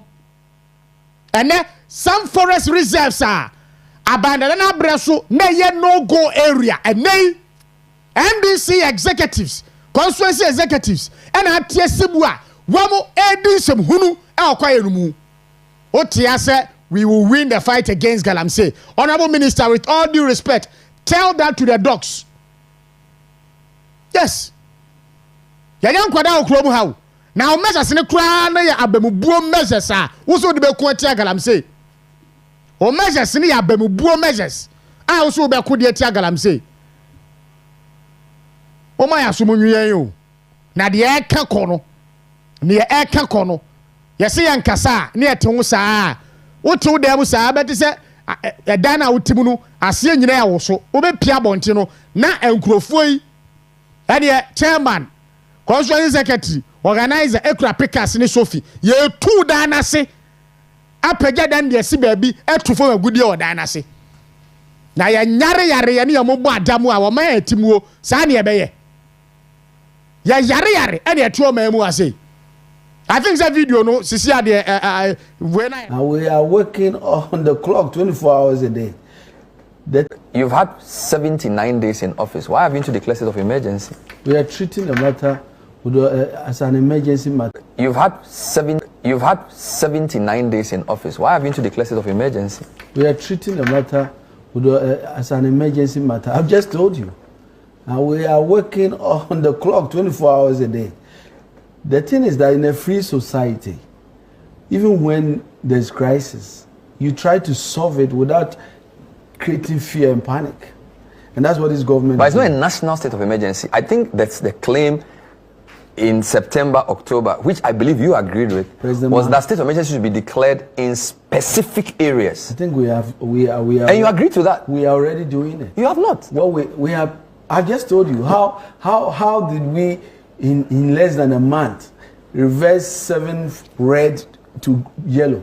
I'm just simply telling you that we have decided that these matters are matters of grave importance, and they are matters that must be dealt with all the urgency and emergency that it deserves. Minister, state of urgency is not an adjectival clause; it's a legal term. Yes. You know more than I do. Article 31(1). Yes. It talks about things like curfews, restrictions of movement. Who has the power to declare it? The president. Good. With the support of parliament, yes, which you have a 2/3 majority. This is what I know. The president is treating this matter as a top priority. But the president wants to make sure that the people of Ghana can be assured that he's on top of this. So why has he opted not to declare the state of emergency? I just told you. He's dealing with the issue and we are making progress. And the people of Ghana can that was not your view in opposition. I'm just telling you what is important here. I don't know what was our view. We told you we'll deal with the matter with all the serious. In fact, one of your colleagues, who's now a cabinet minister, he said that Mahama needs just 5 days to deal with Galamsey. Samojot said it. It's on air. The video is there. You've seen it. Can you imagine this?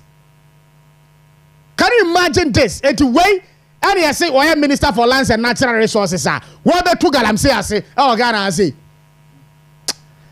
Ghana, yes, yepe. Asia or Chema Bamachi. When you say, to say, Barry, seven and this Yamembo.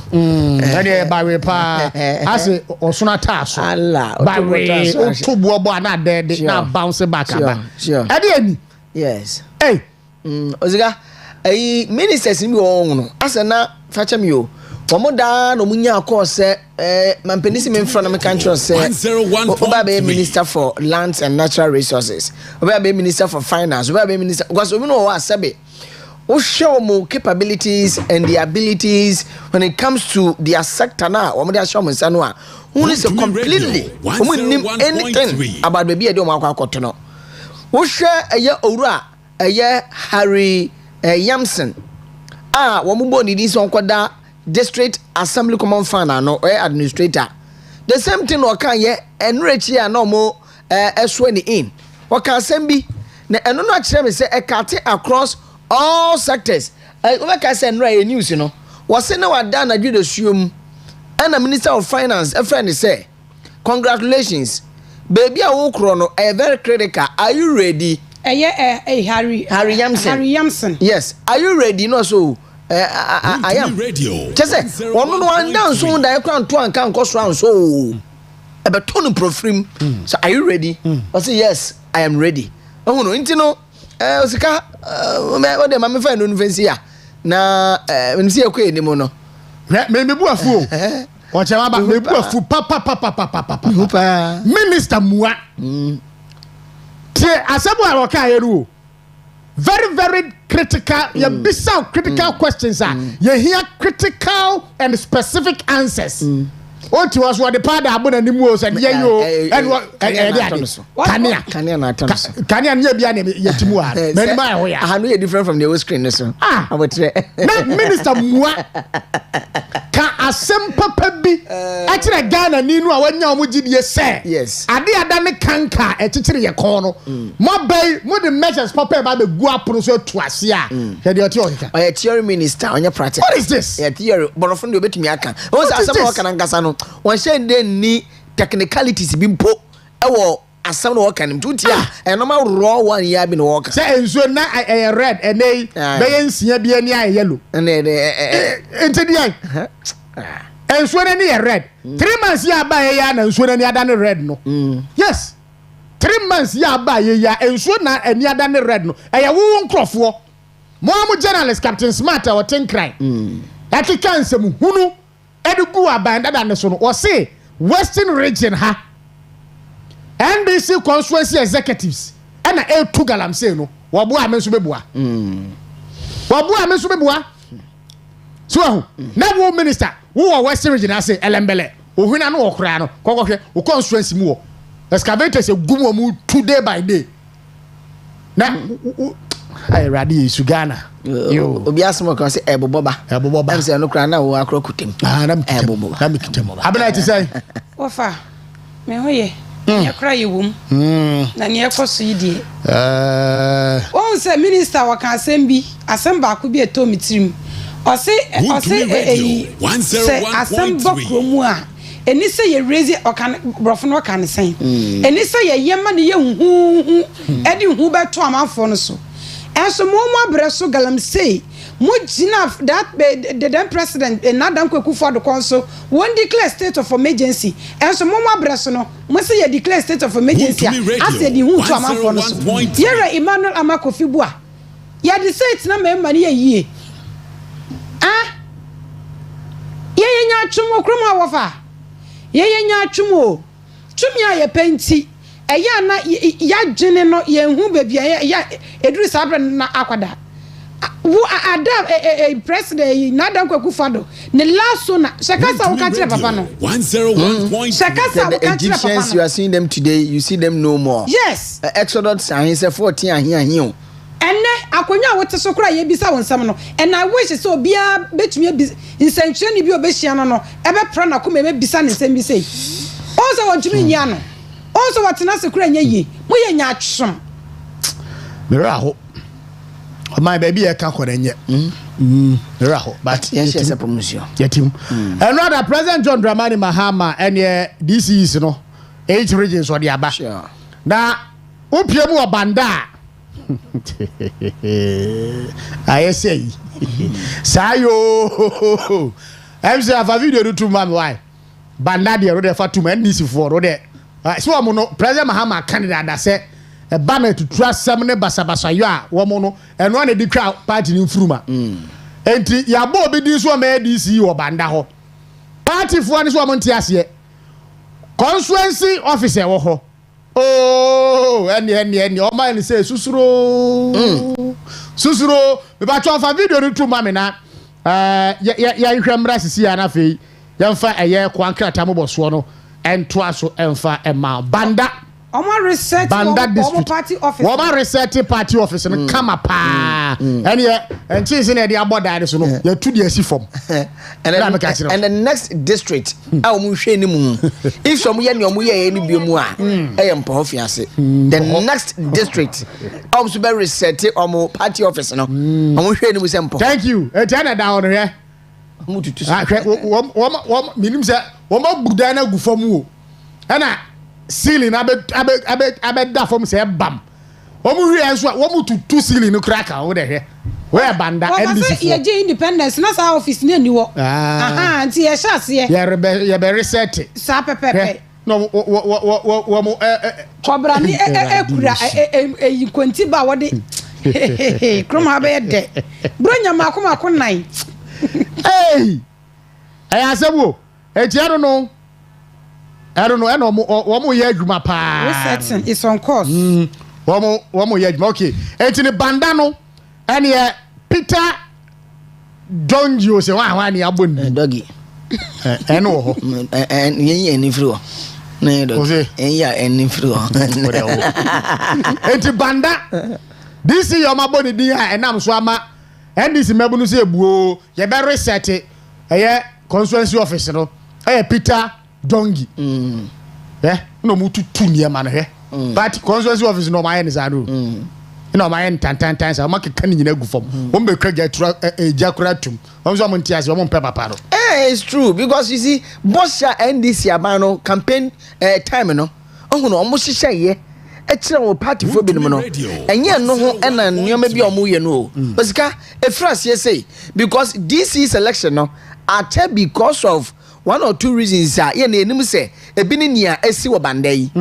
You see yes share more to the extent say omo ba bo kra no I have the report e kire say wo mo hye ho bo say some boy may secure the seat I am poor constituency na se confident be member of parliament and they know some poor fiance constituency seat no and this seat the same thing applies to secondary and other constituencies and this for ye na me maka say one man see add up to the numbers no parliament but still now am NDC for akwa say minority bisa because yes and anti dom do no mukura no enka because one man ba small fitiri o kon nanti mu hinai bibi papa bi no metumi aka parliament o and bibi papa bi no metumi aka constituency 4 years yes ye dey am wo but omo hye omo bo say samoto abama NDC seat na ye be yi DC na free the elected constituency executives na agbesi sabe oye government appointee agbesi government appointee oye constituency elected executive oye secretary ma wo mo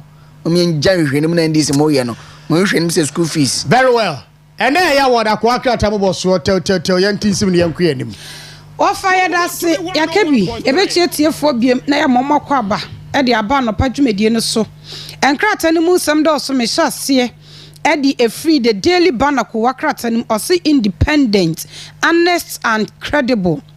Na se en rada adanwada na joa adienche nrano ensu etoye ema ANC mo ene bebia cars esisini na no etigu cars no so mebia sesei omo de nkrata aba montin so bia na ne car ewo ho bibia no enka na komanto ne yemeka bia obebo ka no ho no wom ena ebefa ene wom car park shed ne collapse ye twa beto the daily banner ku wakrat ne nimu na no pei wo fa se Ghana mraba ho emra wa ha pa wo mo President John Dramani Mahama terminate wo mo appointment no wo mo so akrunti nsam no de akwadan court so wani bi fama wo mo esi Ghana ban sa na ekire wo mo esi Ghana ban se wo terminate wo mo contract wa famra kwan so wo mo ye Ghana fo wo mo free Togo and wo mo free Nigeria into mo de akwasa court enka wo masem ni bi ema wo mo no so da ha Fidelity Bank penny for ni da was say edoma koma so pan so mo be hwe na small a medium enterprise wo mo etumi ama wo musika abo mo so etumi epeja wo mo no so da enim ha say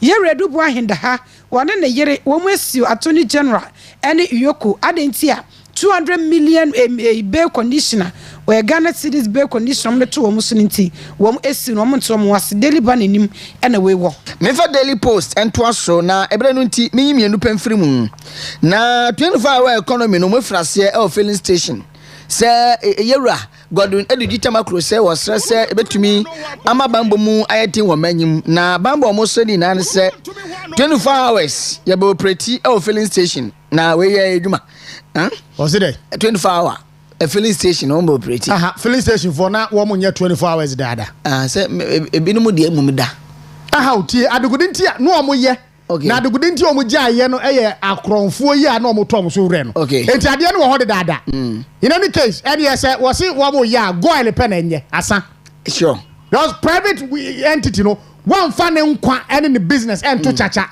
say wo the 24-hour economy banti no wo ba be operate anadwo ban bo be na be provide the amasa filling station no Osikani wo mo kra no say 24-hour economy mo see afen na mo de ho enhyehyɛ be komra hye be dwama yagi ato wo no adwe na mo didi agro masa ya nya nkwada wo ma mu ha 24-hour economy mo hya se mo implement ye enti sansam na mo keka na free ya nya nkwada wo ma mu ha wo hwɛ wo mo nim no de adwe be di agro awo Kwa do mbe fast wo Ghana ha. Wo mbe to the Ghana na mayen. Sure. Me na make a kire wo. What's the opposition 24-hour economy? Ade no kura no budget aye de be yes ade no kura no e maye. Now wo jira se de filling station to operate 24-hour economy. And now we do 12 o'clock 1 o'clock kura benya obenya petrol. Yes, say omudi kind de buy some person flash out some of the traders are more dealing in fuel business. And ebia na ombegu sebe facha Michelle. Ebe no mbegu ebia frames. Ebe no mbegu ebia omo akeka no private ones no. Na afei aka gwel nko a eno se na okan no. And so wutumi e flash out. Binumo musu so mo ye illegal. Mebubo bodin enye se bia mo ye illegal. I'm just mentioning some names. Me ka so mo ye illegal. Te ebia na one person mo flash out all these filling stations na aka gwel nko ya ban ne dia. No mo ye 24-hour economy war. I think so. Wa mama ya so nko adidi o. Amanfo ni bre abre wo memu ha no. Wo munim. No mbeke kansem bi amanfo bu befu a. Me say, wo mbetu krom ha di kro na jaye. Twaso. Parliament nso enro am approve e-levy and emission levy no betting tax account na etwa so man penede nsa ebetumi di ashas. Ya no pay Daily Post de hia na yaboso we. Meto aso edi a free and the Daily Searchlight school akrata no enim. Na Daily Searchlight asema waka ne wase MPP ba ye 8 years wentumi ntu galamse ase. Adenti NDC ba ye ne abosome miensa pe. Waka galamse asem. Why na cross happy pan? Daily Searchlight. Why na sa editors why ni di ma. Adenti enko better sounds won asum. O better sounds. Adenti editor Daily Searchlight editor no. Wo hwe ne di ma me. Wonko mama nsem hunu bia wo memu ho beti 8 years obi antimi antu ase 3 years boss a wo sha amanfo in opposition no eno ne yegina so e de bisa won nsam ahodo a ese de bisa Why do you have strategies MPP yisi yesom di to galamse ase ya ena ndi se fonso nam so. One tie minister no kwotena hwan no a woti wo gu ne ho animu ase poto no. One tie no report so ade no on the front page. Ensem hunu be no. People we kura na ya ma mu pianto nchen. Mu pianto nchen kura. Basa yanko. Ofa ye to aso say Attorney General ni foni da ha. Ena yewra NDC yewra Richard Ahiagba sorry MPP you am press conference some ye no yewra Richard Ahiagba waka kire Attorney General say hey wo so na so amanfo obaga na kro no adenti na wo fan court na nya court ne di asem press conference ase ena ye nemu na ye shemu fa court nipa no wodi fo a ye de na kotum ye twa e de aba beto the research light nanim e wo hanom sei na wo so anim ase ya any adjustment group any CT vet for any Ghana TV service eka omo tuma pamano na chese skills development wo mu etumi abo no so e wo daily satellite no enim aha seba TV dia ye bo omampani data ene na be di chiaba so papa since 2019 ene ma TV hu hia ye edi sika wura mu di aban hu hyemu a TV jana na so ma ban bia mfa embo no safon ne MPP project ba ko pa ene TV no na Ghanaian Times the most authoritative newspaper no pay mampini enfoni da ha 72 DCs wabomuni from the 8 regions no hon 70 bebrebe na Ghana Traditional Council wono mo ede eson ede 2 dede yoso ene entwenebo eso na yame adoma me bosume ne de toso dumienu kopem djun bosume ne de toso du ba ko ntino bosume ba ko mu no se duru wa se mo bia mbon twene mo bia nsine twene so enye dede na 11 hu sensem no so e wa ha no pay ya krata no eba ho amane Ghanaian Times the krata Metwaso Eddie Efri the daily analyst go wakrata no emu ose shaping economic decisions offer enra Bank of Ghana governor so kasai ote asemba kwa waka wa ha ose inflation remains uncomfortably high na enra anasem bia waka ose offer inflation na e kwosoro e wa Ghana no e external shocks it's not me be so bibi wo ho friend external shocks na me bisa ne say enti ndis fo wo gidie say bibi si wo wiase nyina Ghana fo yenso ye ka ho bi na sesi ade yeni island say o de oban ne chef fianga boys nsem a na the sensitive ye installations chef fianga boys nsem a sa na ha nipa do no na mo no ano ye ka ne say wo son pafin what when ya ira say ukobra wuo wa bu a wasam kura abai na abado wa ba bayi wa firim nyasa nka wo ba bi ada kura no nkanya de pa wo wie ya ase de Mpuntuo so de enko ase external shocks so and this abreso the external shocks etiminya yo daily and a business analyst ko akrat nim na nano pay we so ewo na enra parliament e passe ene billa ye hye na ye di eyi levy e di efiri ho ewo enim ha sei nano pay na parliament and a repeal emission levy bill and also omo passe ye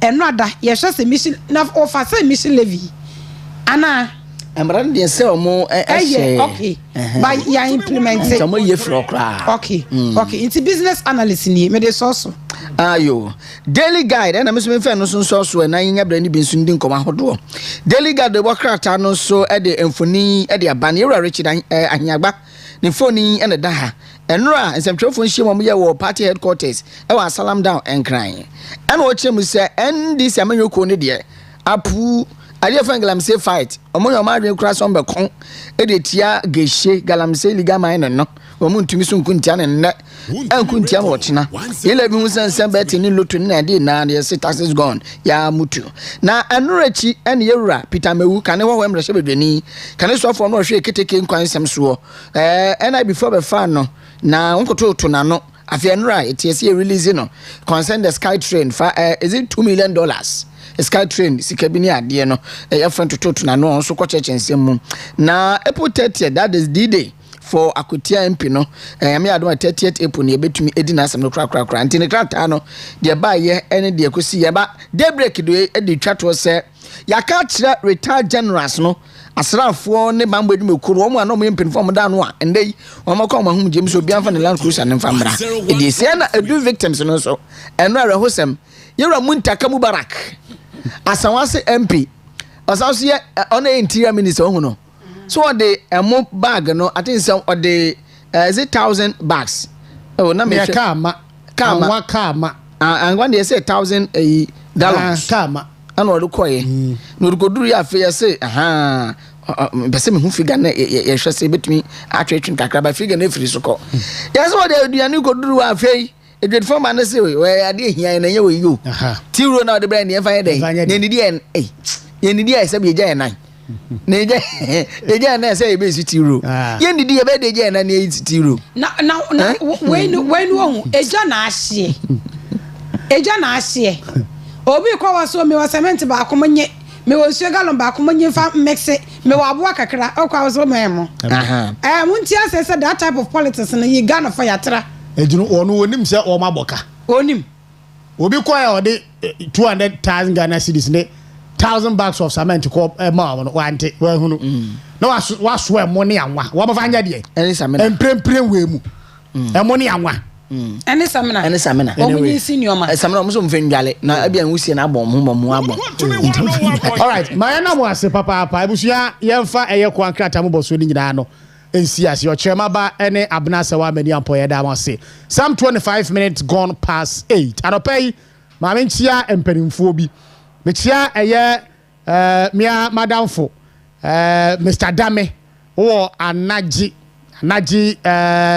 Senate Hills one wa era eye Odame mechia pa Facebook awenchia mia madamfo eye Daniel wo your friend say in tankofo Daniel mechia papa Peske in the next 10 minutes no ye kona ye ne Dr. Nkrumah edi eye enkomo apomodi ni hu nsem eti say doc good morning na anopa iboko de ye da nyame ase pa me ho ye pa wa ya afo a wo so mo yade ne se na mo hoti anopa yi nyame adom Peske de be ka se quality health ntino agi se wenwurem anase wamba ya so ye se obepe impomodin mu obanko ade a indra ye de vitamins and minerals yade aya unya ensusuaso boni bia wo kire no ano na yedi edi dwuma awo Peske ntino so bia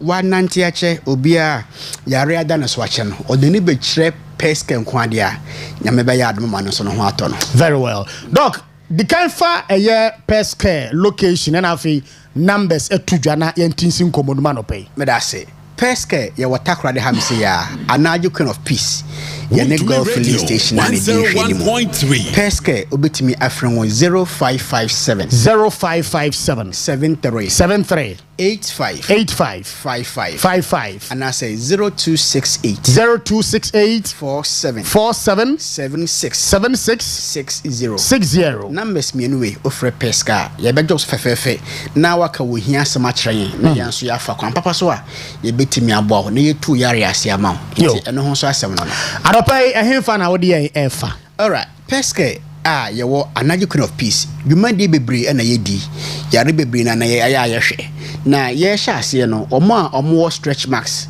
ewo mo ni peduem omo ye funu eya akese opese ni funu so te odu Peska ye beboa wo sa kwan no so ama stretch marks no ye de machines ahodo ni ndra ye wo ama na ye de apepe fro na ye funu aye kese no so no anasa wo mu na ye do no so no ya ma wo so ate emma so so a ompese omo ye omo shape ompese omo to no eya akese omo shape no epieba oba Peska ye beboa wo emra wo hu se ade a fene se hip dimple ewo usisi ne mu anasa otunum no ye beboa e de machines atwetwe nyina epia ma na onso wanya shape kama embema so so omombema eswa obema ni so obema no eswate ebia na yare bi ene kofa baaye ebia na ye infections bi eye syphilis gonorrhea chlamydia bi na wonyaye ututiwie no obema na fon fawura Peske se emobeye den se ebeye kese Peske yeboa ewo sa ekwan we nyina so omo yare bi da wo so se ye dwunso mu yare wo da odwunso bebre se ye BP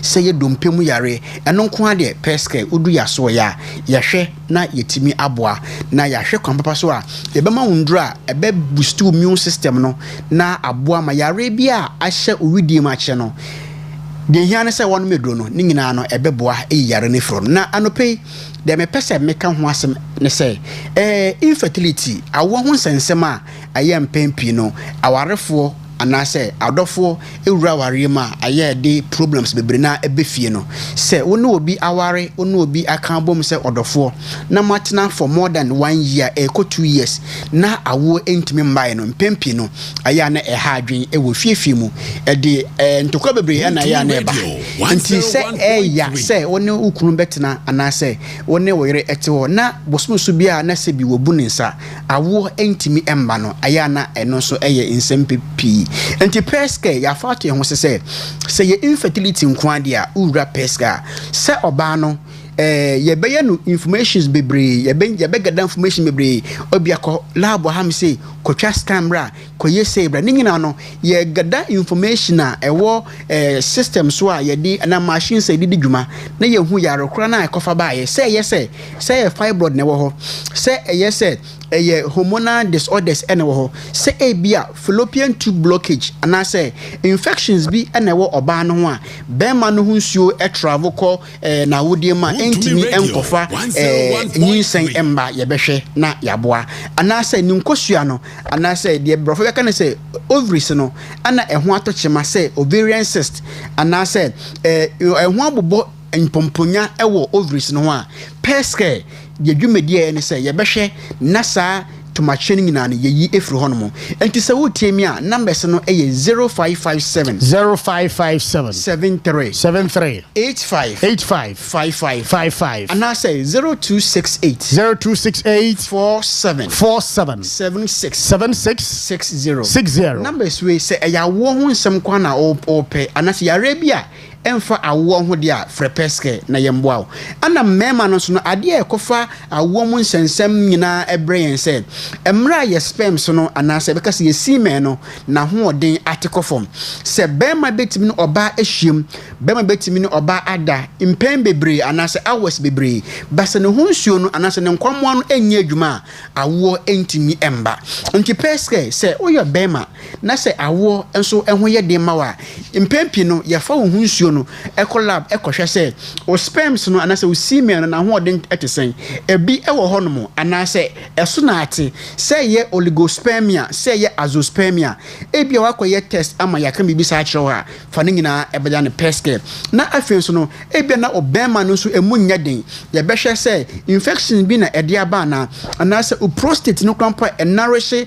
o sperms no ɛma o sperm no timi ahoɔden bɛm no n'ahoɔden te sɛn yɛhwɛ wɔn nyinaa ne yɛabɔ no tofa na pescare yɛama ndura vitamins and minerals ewom na yɛtimi aboaw ti sɛ ɛyɛ awo ho nsɛnsɛm ko ade a pescare oba yɛbɛhwɛ na yɛaboaw yɛnkora bɛta bebre ɛwɔ Ghana ham sei Accra, La Paz, Yamecha Junction, Obehu Pescare, Ewohonomo, Omuso, Omuo, Kumasi, Sono, Kumasi, your Bantama, Jiran about Honoma, Busase, Ope Medilab Danichi, Pescare, Ewohonomo, Omuso, Omuo, Sunyano, Sono, Omunko Rest, Baby, a Cocoa Board Office, Cassianis now, Total Filling Station, Pescare, Yanidi in Shenim, Ewohonomo, Omuso, Omuo, Western North, on Sono, Monko Seshio, Su Umpmem, Yani Pentecost Church, no Edin Shenimu, Omo, baby. So runabout na so a busa se ope Seshimara Bank Story Building no Pescare yenso ye wo hobby ana se okota kwan so a takwan so no Pescare ye wo Roman stores ye na ezina de bank no edi nhwani mu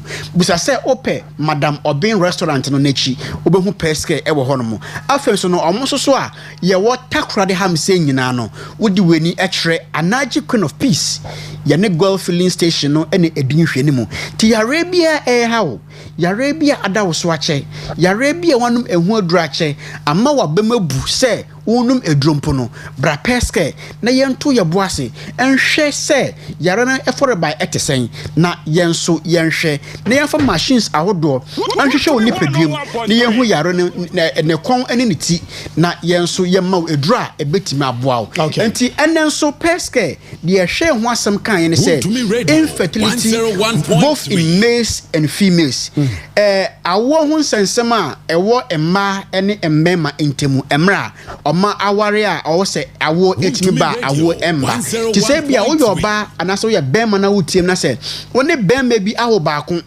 afi awo na atiko woni oba bi awo baako awo ne emba bim fa woni ekre Pescare na yenso yemboa ti se ka se Pescare ade e katwa tia ne se quality health ti se quality health dia momfa mani entre Pescare na yenso yenhwew ye adwuma from Monday to Saturdays Monday 7:30 anopa bia ye ho no 6 pm ye yapon ana ne Saturday dia e 7:30 am na yapon na wia 3 pm ti yenso ye beboa na yenso wafa ontuma paper ndamas yenso ye da se etino Dr. Nkroma Pescare ena ofri ba ya woni edi eye enkomo ene anopai some 34 minutes gone past 8. The digital secretary Nankasa a fantastic man by all standards. Papa we all he is full of surprises and clearly me dia me maka me say nyame adom na 2028 MPP sounds wini na e ba ba mu a digital secretary you go to places why you go to places and boss bia obi e share wo if you ha no share sabon and also e bebem why and also bebem say okay sabon okay very well and also bebem what you pay to say nyame na adom Osika mu ye papa na wo say yes wa adom yanso ye ho ye mo na edwuma pa wo de boa Ghana man na Takoradi Western region right Madasi Sudan pay atosa eda from very well from here the number minchia the former Western regional minister and also the member of parliament for Takoradi Honorable Dr. Kwabena Ochiri Daku Mensa na minchia ne brother kro yen kano ho the MP for Efia constituency Honorable lawyer Isaac Boama Kofebien wo bodwuma papa na yenimide wo bokodo no asom one various constituency in demo woto about the moon na minchia Ghana fo na MPP for would see untumi radio na one so worship nyina michia wo nyina na minchia chairman Basti Osika nyame na aduma next weekend na yebeka kweja chairman Basti ni papa kwan sebio November last year na odane bonkumdo nti hihye nyina wa akodo chairman Basti baby owo bia yes shezin yebeka kwata wechi den mo de ye bia the support papa no ko ikra no yebehwe na yaye nti Osika maaba ye ndi nkomo se ayie no yebe okofodua ye okofodua that's good yeba beta achiri yeba beta achiri pa yo chairman Basti die we nipa yes we nipa pa we nipa tino on kana kuma antoni yam emre dura yeba beta achiri pa na yebode nyame mana ho de no so that's right Digita Osika ya to memu ase yasi containers bia ira otema port na menem ngwa minimze containers no ewo atabanya those container ni nam wiem containers beye 1300 o say 1000 hwan etuayira under NDC administration energy minister no tiensam a wokeka yeah e de ne ha no Osika medase papa to be 101.3 Nimade, but I think the early part of the NDC administration Abra na energy minister nominee, finance minister nominee, communication minister nominee, foreign affairs minister nominee. Osika me kasen bi o radio do ha. Minima de say kaya. Yes. No one kasa bebre ma me kade. Won jay kasa no. Won jay kasa no. Na one si bibia wo ye bia onko document no books him. Na wo hu bibia wo books mama mo won pepere won ba paado won maka. Wonya butar so there wo frɛ the previous administration officials no what church won bibi ma wonya butar no won chiro. Onubi Enoma the energy minister currently John Jinapo okakade akufo adoloko no oja only oil whatever power crude oil whatever power plant for only 5 hours. Yeah, it ended up as a lie. I'm come on me say da makasa ye wole kase etina or the problem ba brown Oscar all over the world country biara your group of people me from economic mafias economic mafias, political mafias. I want in the midst of untruth statements by government officials, especially when there is a government changeover.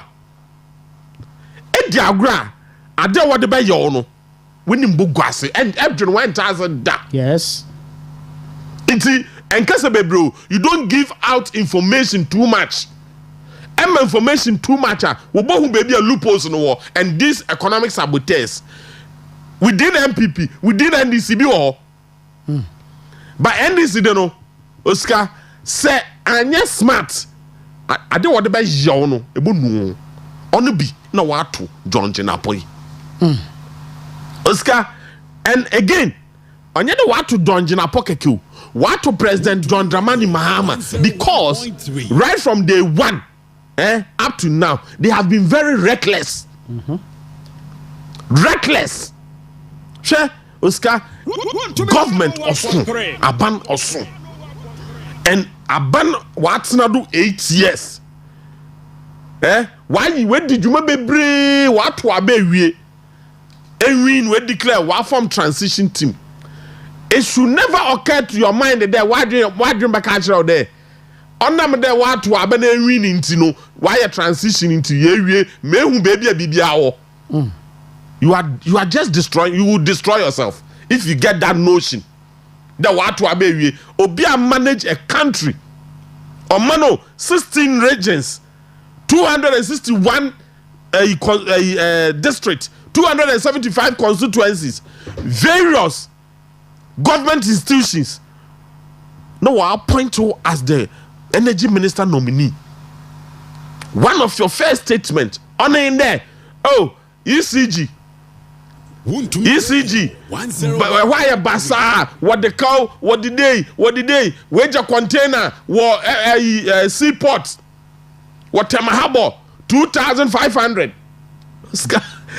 I didn't put Uncle show you. Uncle share. So what Shumpa Osika? A bottom containers 2,500 as a minister. Now container numpono. So osi wompa ebeda. Na ehu content of the container. Now so odisikato no. Oye January 24th. No bejina ho. MPP for ye ambonsam what the container 2,500 with the bogu ports, cables, one or the substation planty. What's the ogum MPP for ye bonyaya for wala bokana cow day. Oye, no Demrika on the 12th of March. No Demrika, no parliament. Parliament is the name of a house of records. That's right. Assembly abeka wo biara. O chede o ya de awaye den ehu. Na edwenwe de ehu. Bibiara. And also John Jinapona asem ni o se there. Mr. Speaker, MPP abanwaro kono. Wager containers 3,000. Free 2,500. Ako 3,000. 2,500 no look at radio no. Okay, can nanti ono yamfa nkasam. The House of Records. House of Records no. Parliament. Parliament no that you have availed yourself. Yes. To all the necessary documentation, physically inspected the many nyina. No, it's 3,000 containers. 3,000, Mr. Speaker. MPP Walukono, ECG wager containers 3,000. Cables womb, 1 meter womb, BBA. Now, each container or an average of $500,000. Oscar, tell some no. I say every container be or average between $300,000 to $500,000. Each container. Each container. Or very, very valuable. Yeah. Also, ECG na waka cables are specially designed for ECG. Prepaid meters. Oh, not the ECG for IAD. Now, so Mr. Speaker, the man the MPP for our port one, all about ECG cow. Why am I demurrage watching? Want to me, Magana Yalabako 1.5 billion cedis.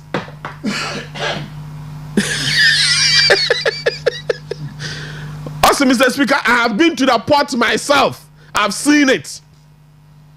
I've seen it there. No. ECG, the previous government. See you or no, not sure. Sound song we Nejuma. Okay.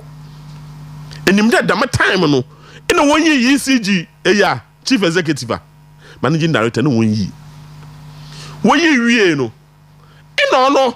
Us the one quote, no one saw one check card. Only 2 weeks. Now, well, Baba catch hand there. There are 3,000 containers now, each value almost 500,000. No more 1,350. Why you? na Oscar na now one of our first suspect to me radio as a woman minister now kobo uncommon what first suspect even no what did them preliminary investigation what the brand now when there 1350 no our minister no one kasa odenya abotal na kwa underground investigation and sana at the master put a bed and the bottle paddle go what radio station somewhere senior they somewhere see now we're a minister if you're the banana man remember a criminal investigation you should even do that. And sana so you no corridor go from where we are in between the period na awo ekwohwe na ebeken no nkofo we are the man announcement to radio da evidence be wo them nkofo na am from one economic mafias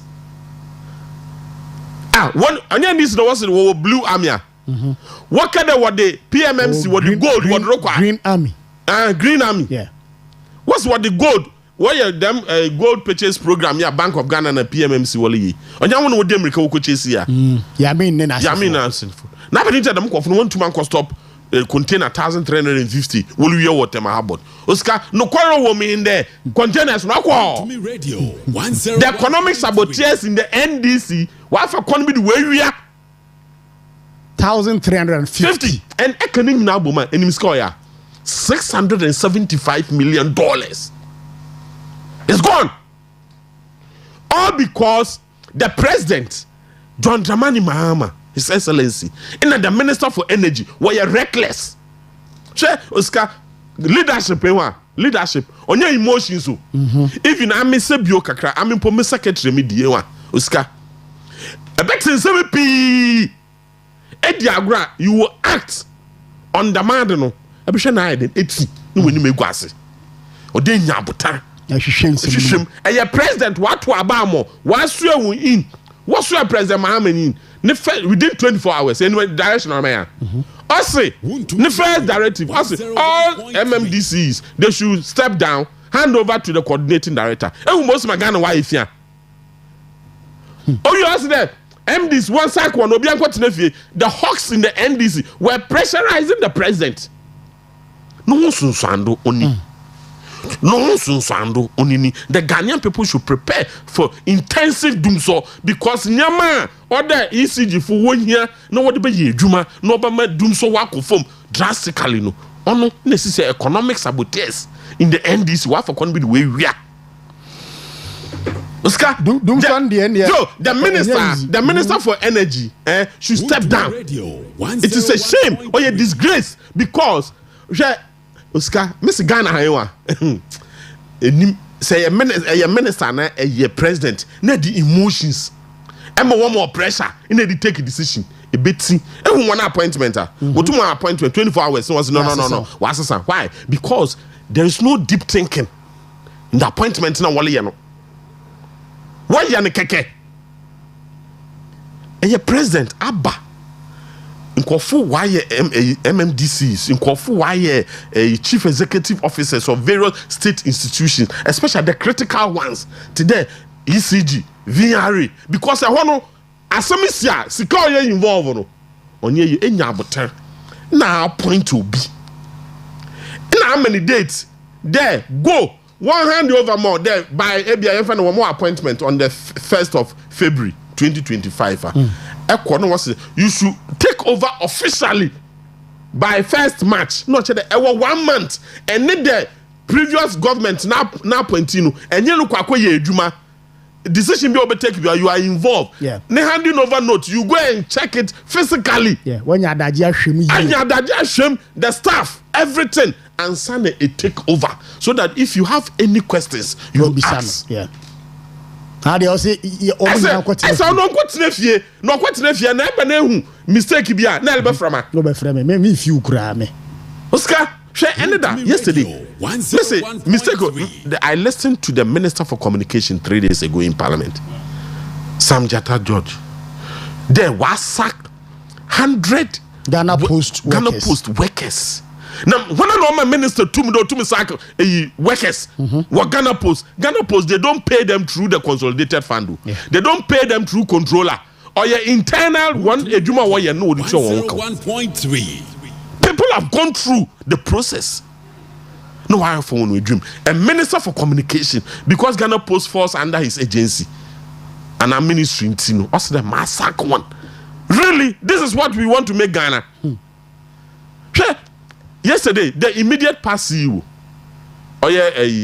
Obo, was on one sister radio station. No, say, Obi, the whole of 2024, you found call for 100.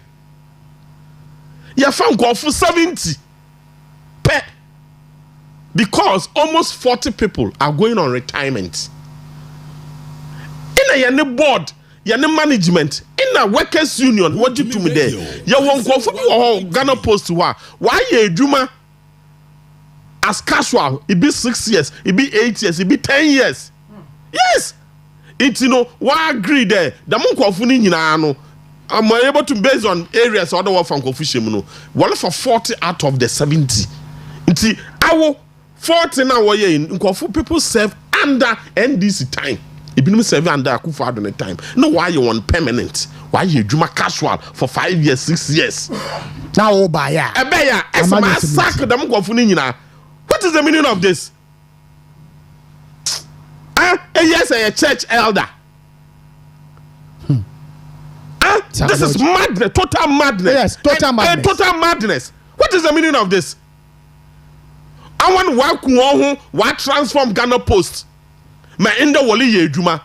Why Yejuma? I will be Minister of Communication just 2-3 weeks. I was a second. Meanwhile, on your consolidated fund, on your control and what you are on your Ghana Post Company Limited. No, what you are, or your agency of the state. 101. And he was even lying there. One of 4 workers, 100. Meanwhile, we're for 70. We do this to ourselves. I mean, or the Ghana Post Workers Union, they should strike. We don't have to do this to ourselves. It's not good, Oscar. This is a beautiful nation. Ghana for and to Obama President Mahama there. They should sue them. What is the meaning of this? Won't sue a minister. Anna Georgina Paul. Why you welcome? Oscar, IMF no woman. This year IMF for women 720 million. Yeah. Because of recklessness of the Minister for Energy. In the Olusegun is casting an investigation. There contain 1,350 why you 1,350 $675 million worth of goods. Easy for the Bayejuma. Because Oscar vindictiveness on you. And emotional leadership. Or you're dangerous because one mistake it will cost millions of dollars. Hey, baby papa biara democracy or tribal world. The minister and don't resign. Negative. I don't resign. Who say people can't say if you put the country in the hands of criminals, from all indications, Oscar, from all indications, actually the perception of this government, they are in to create, loot, and share. I don't want to into any avenue. Share. A gold border. What was the promise of the president in October, November, as far as the Galamsey issue is concerned? To me, Radio 101. Just remember, I will create an emergency. We will stop all forms of mining, especially small scale mining. Not the emergency of that to do. No, we will stop mining in forest reserve. Now why then we revoke the law on my president Tum ma otum one will be contract the unquiet prospecting of forest reserve.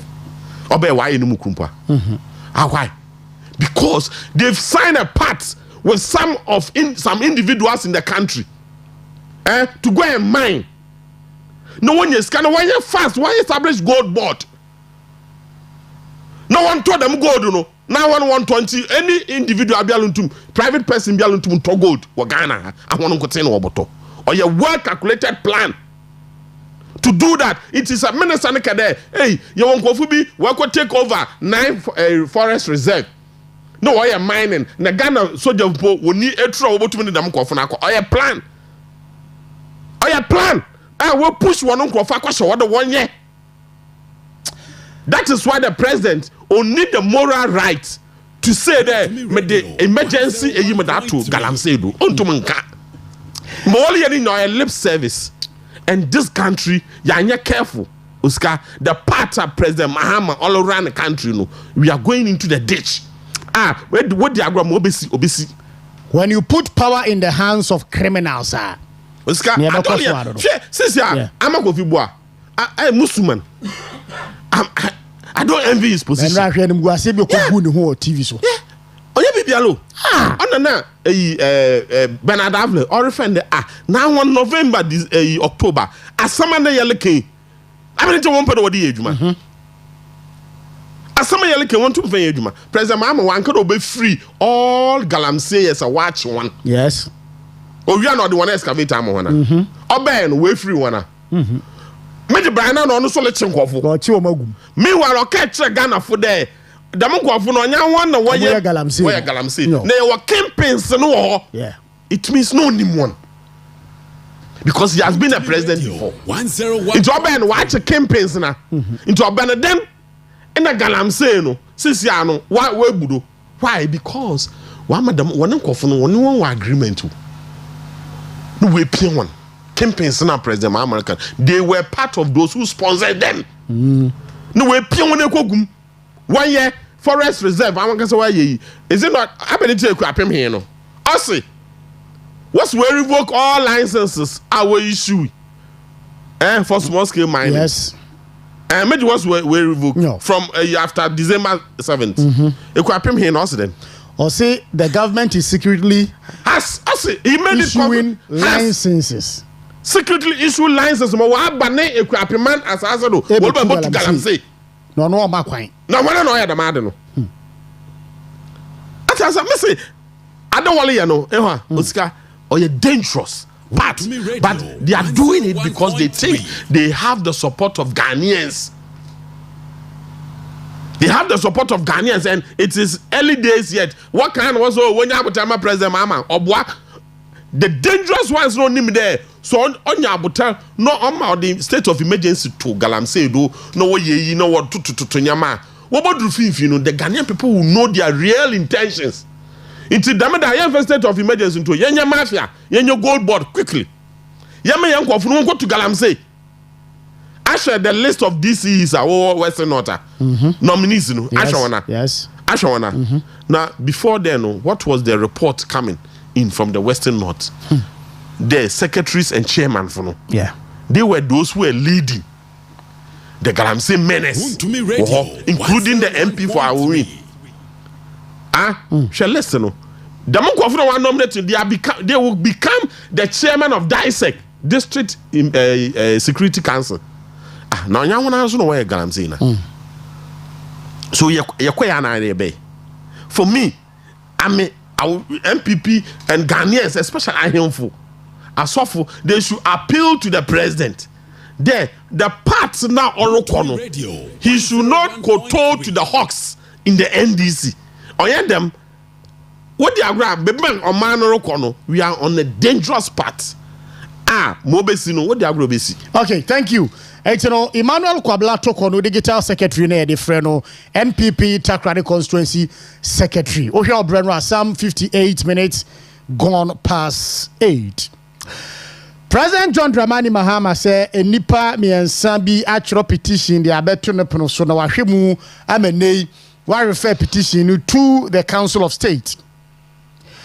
And yeah, Ghana for edi hu nkomo di hu abobo say omo mo tro petition no mo fa mo di mra ne yenhwe enyina so a wo mu gina so ntia wo mo petition say yenyi Chief Justice ni free ho Felix Kwachio for so muni ya kutukum wose Ghana for ni nyina na ekasa ni nyina na MPP for enti enei enye MPP for ne Ghana for no ena eba be kire aban a wote so no kwan a won fa so na won fa eye Chief Justice no a ene enei nkrofo bi si yenyi ni free ho no enye Ghana for no na ebe kire President Mahama kwan a won fa so a wode sa petition no ebe fa enti no obi ankana no ntum wo Ghana ha sei Felix Kwache Ofosu government spokesperson Jubilee House bia Good. Me makase President John Dramani Mahama select sa brantie no. Ohun ye kra nkokofo bi foforo. Because odi ahwere din assembly free presidency ba. Na Ghana for say so mo tro madwen a. No de atemdidie abezi Ghana for a tro madwen afa asem no ho ano. Ebia ni wose obi anya din. Wo mo kasa nyina no wose wo mo ye MPP fo. Enya wo mo no mbekere aban no oteso no kwan a won fa petition no emfa so. A government spokesperson yeka budget I enter say the amount say communicate. Now Babon team be communicate such nonsense and arrogance. Now person chira Ghana for said ye. They get entry on this one. Okay. It's a shame. Yeah, it's a shame. Oscar 101.3. The Chief Justice Gertrude Araba Saba Tokono Saki Tokono Amade Maka them planning President Mahama what the letters go for the petition 3 what that brain Osika onye bibiaro. The NDC said this in 2023. NDC Hawks no waka in 2023 there what ba ekwan biado no the Chief Justice and another Danko Akufo-Addo weighing obey then obe for kwan no weighing if you. But Oscar, I can tell you there on your Chief Justice no worry no. What electoral commission maame no. Jen mensa na worry. But when you there, so what the petition be come president, the one you Jen mensa oboko. Oh yeah, the Chief current Justice, Chief Justice yes. No current Chief Justice no okwa obobegu.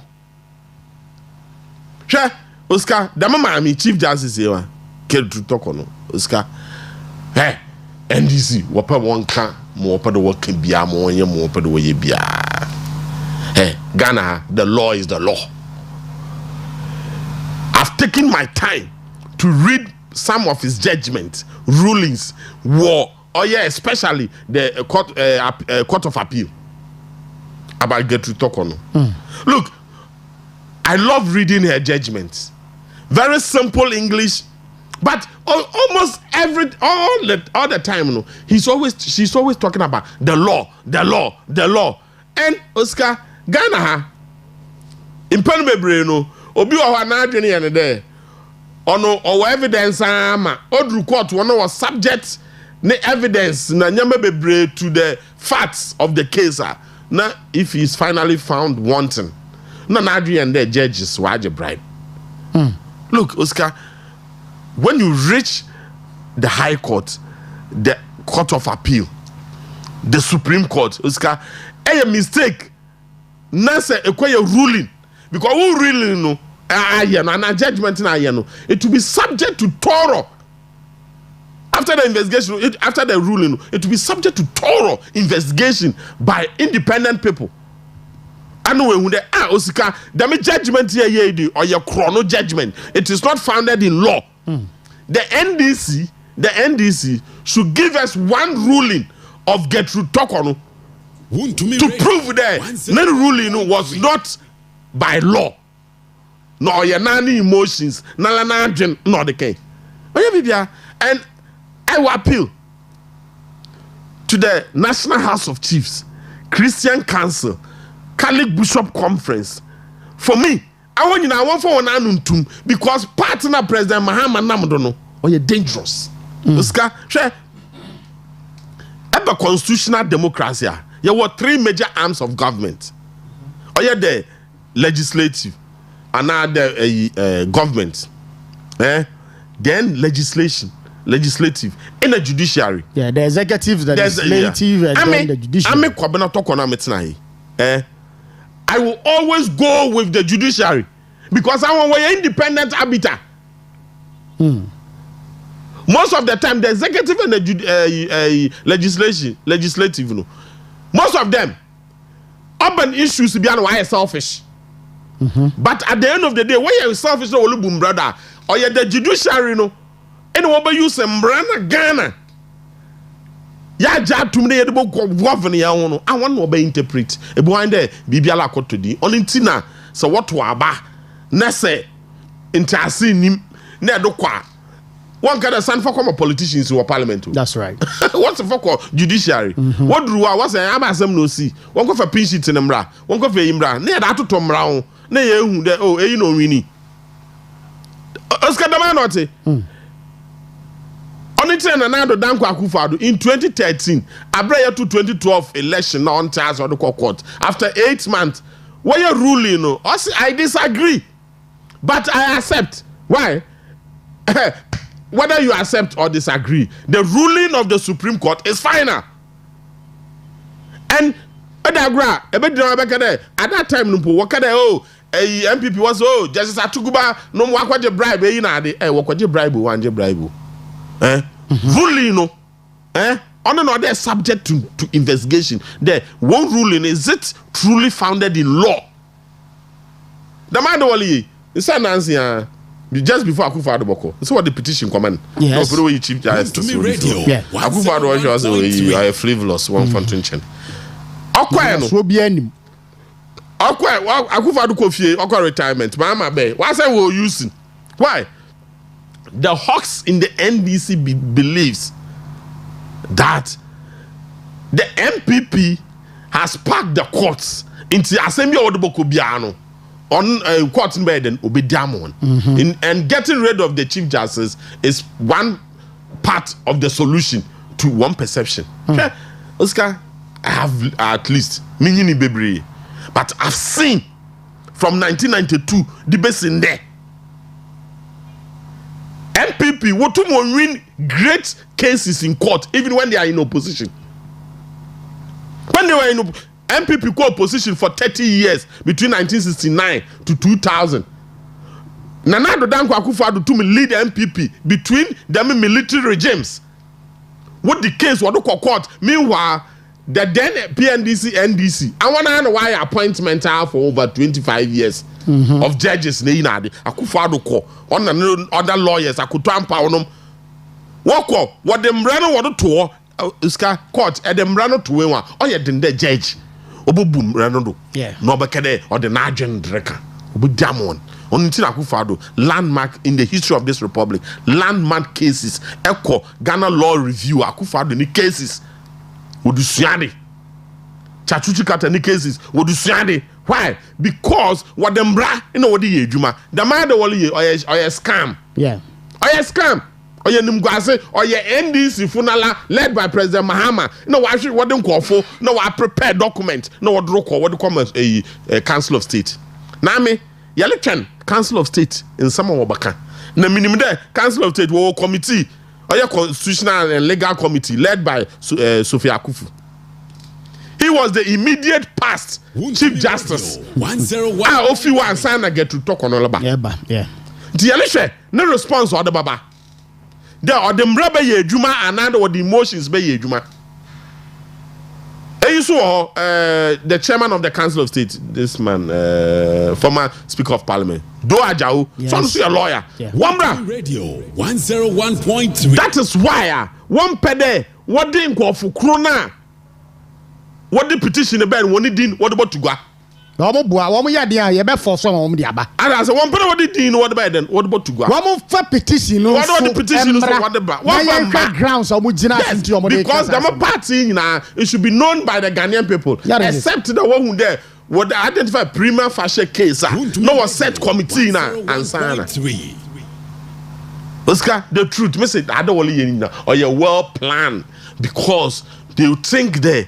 What you Chief Justice, no what you EC boss, Jane Mensah, the NDC will win 2028 election.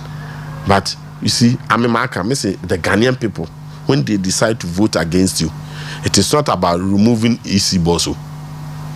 Now your president, I'm not appointing Charlotte was here. To me radio. 101. What to happen? Akufo-Addo win Charlotte was there. Or to me declare I'm a president. On Akufo-Addo no appointed Jane Mensah. Na MPP lose election, James Obotumaka MPP winner. The figures are there. So it is not who you put there. It is what you do, the hard work. Yeah. If MPP is going to win 2028, it will depend on what we do as a party.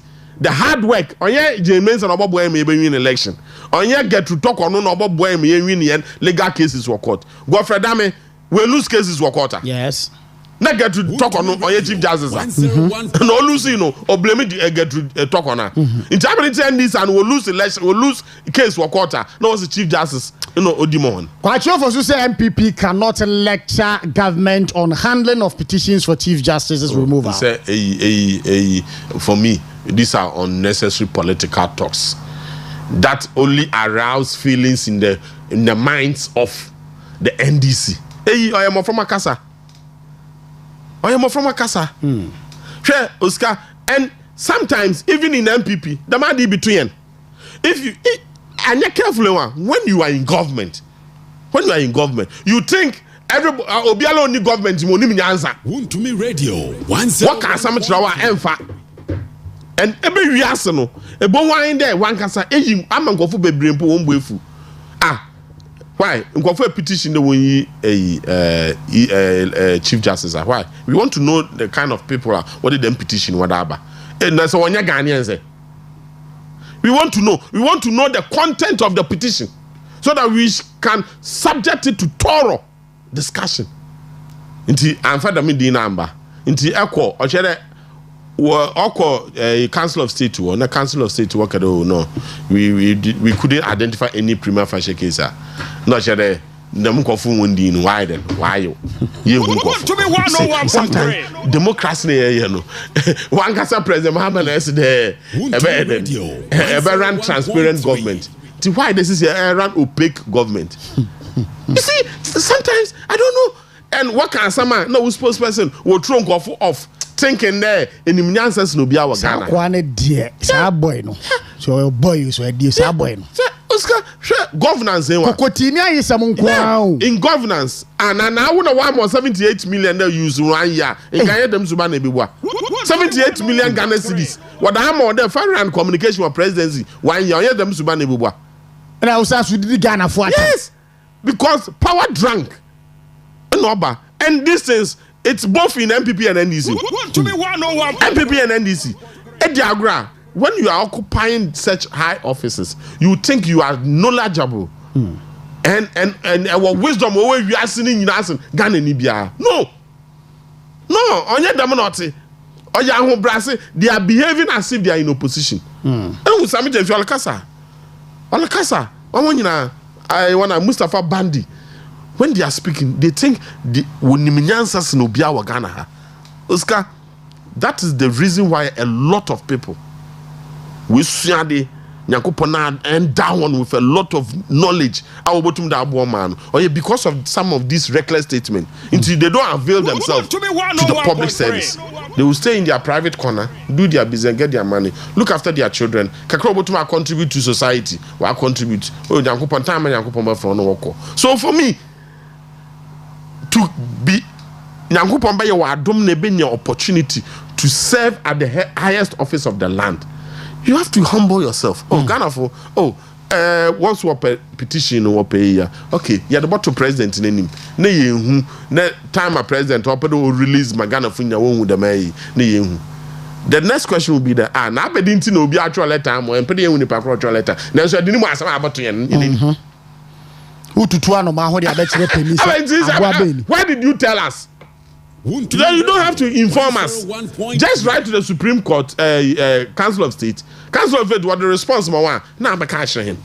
You see, a well orchestrated plan that any intelligent politician or any intelligent Ghanaian or the matter why or your rich hands. And Oscar, this is a dangerous. President Kufone time. There was Chief Justice Justice Akwa. A bright Akwete, one of the renowned lawyers. No, open the way you know. Open the way in. What come President Kufo? President Kufo say here they're under my regime. Let me be Justice Akwa, Chief Justice. Me be nonko. On what grounds? You don't know the damage you will do to this country when you try that.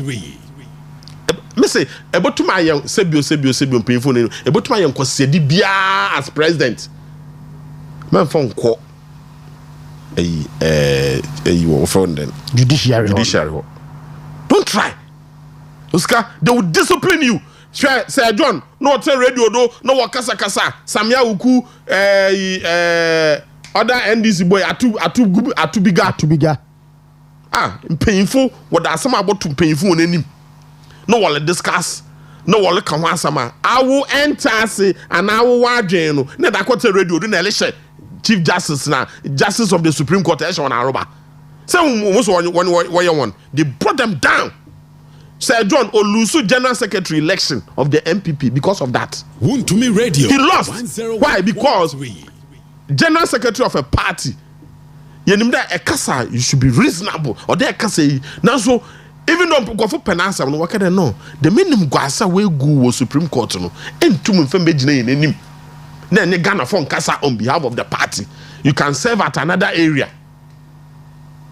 Them not say enim agro pededi mpipragra men for nko judiciary wo e dey oba punish mpo olehu. Okay. So most will run it down, Sir John. What ran it down at Tubiga. Even one will go to prison. Why? For me, President Mahama, don't try. Don't bow down to the hawks in the NDC. Speak to them. This is not a time to be emotional. Yes, you made so many unfounded allegations against Ronaldo Dankwa Akufo-Addo. But since you are on the driving seat. My man passengers know what's in a car no more. One for pressure and told there. Hey, go speed.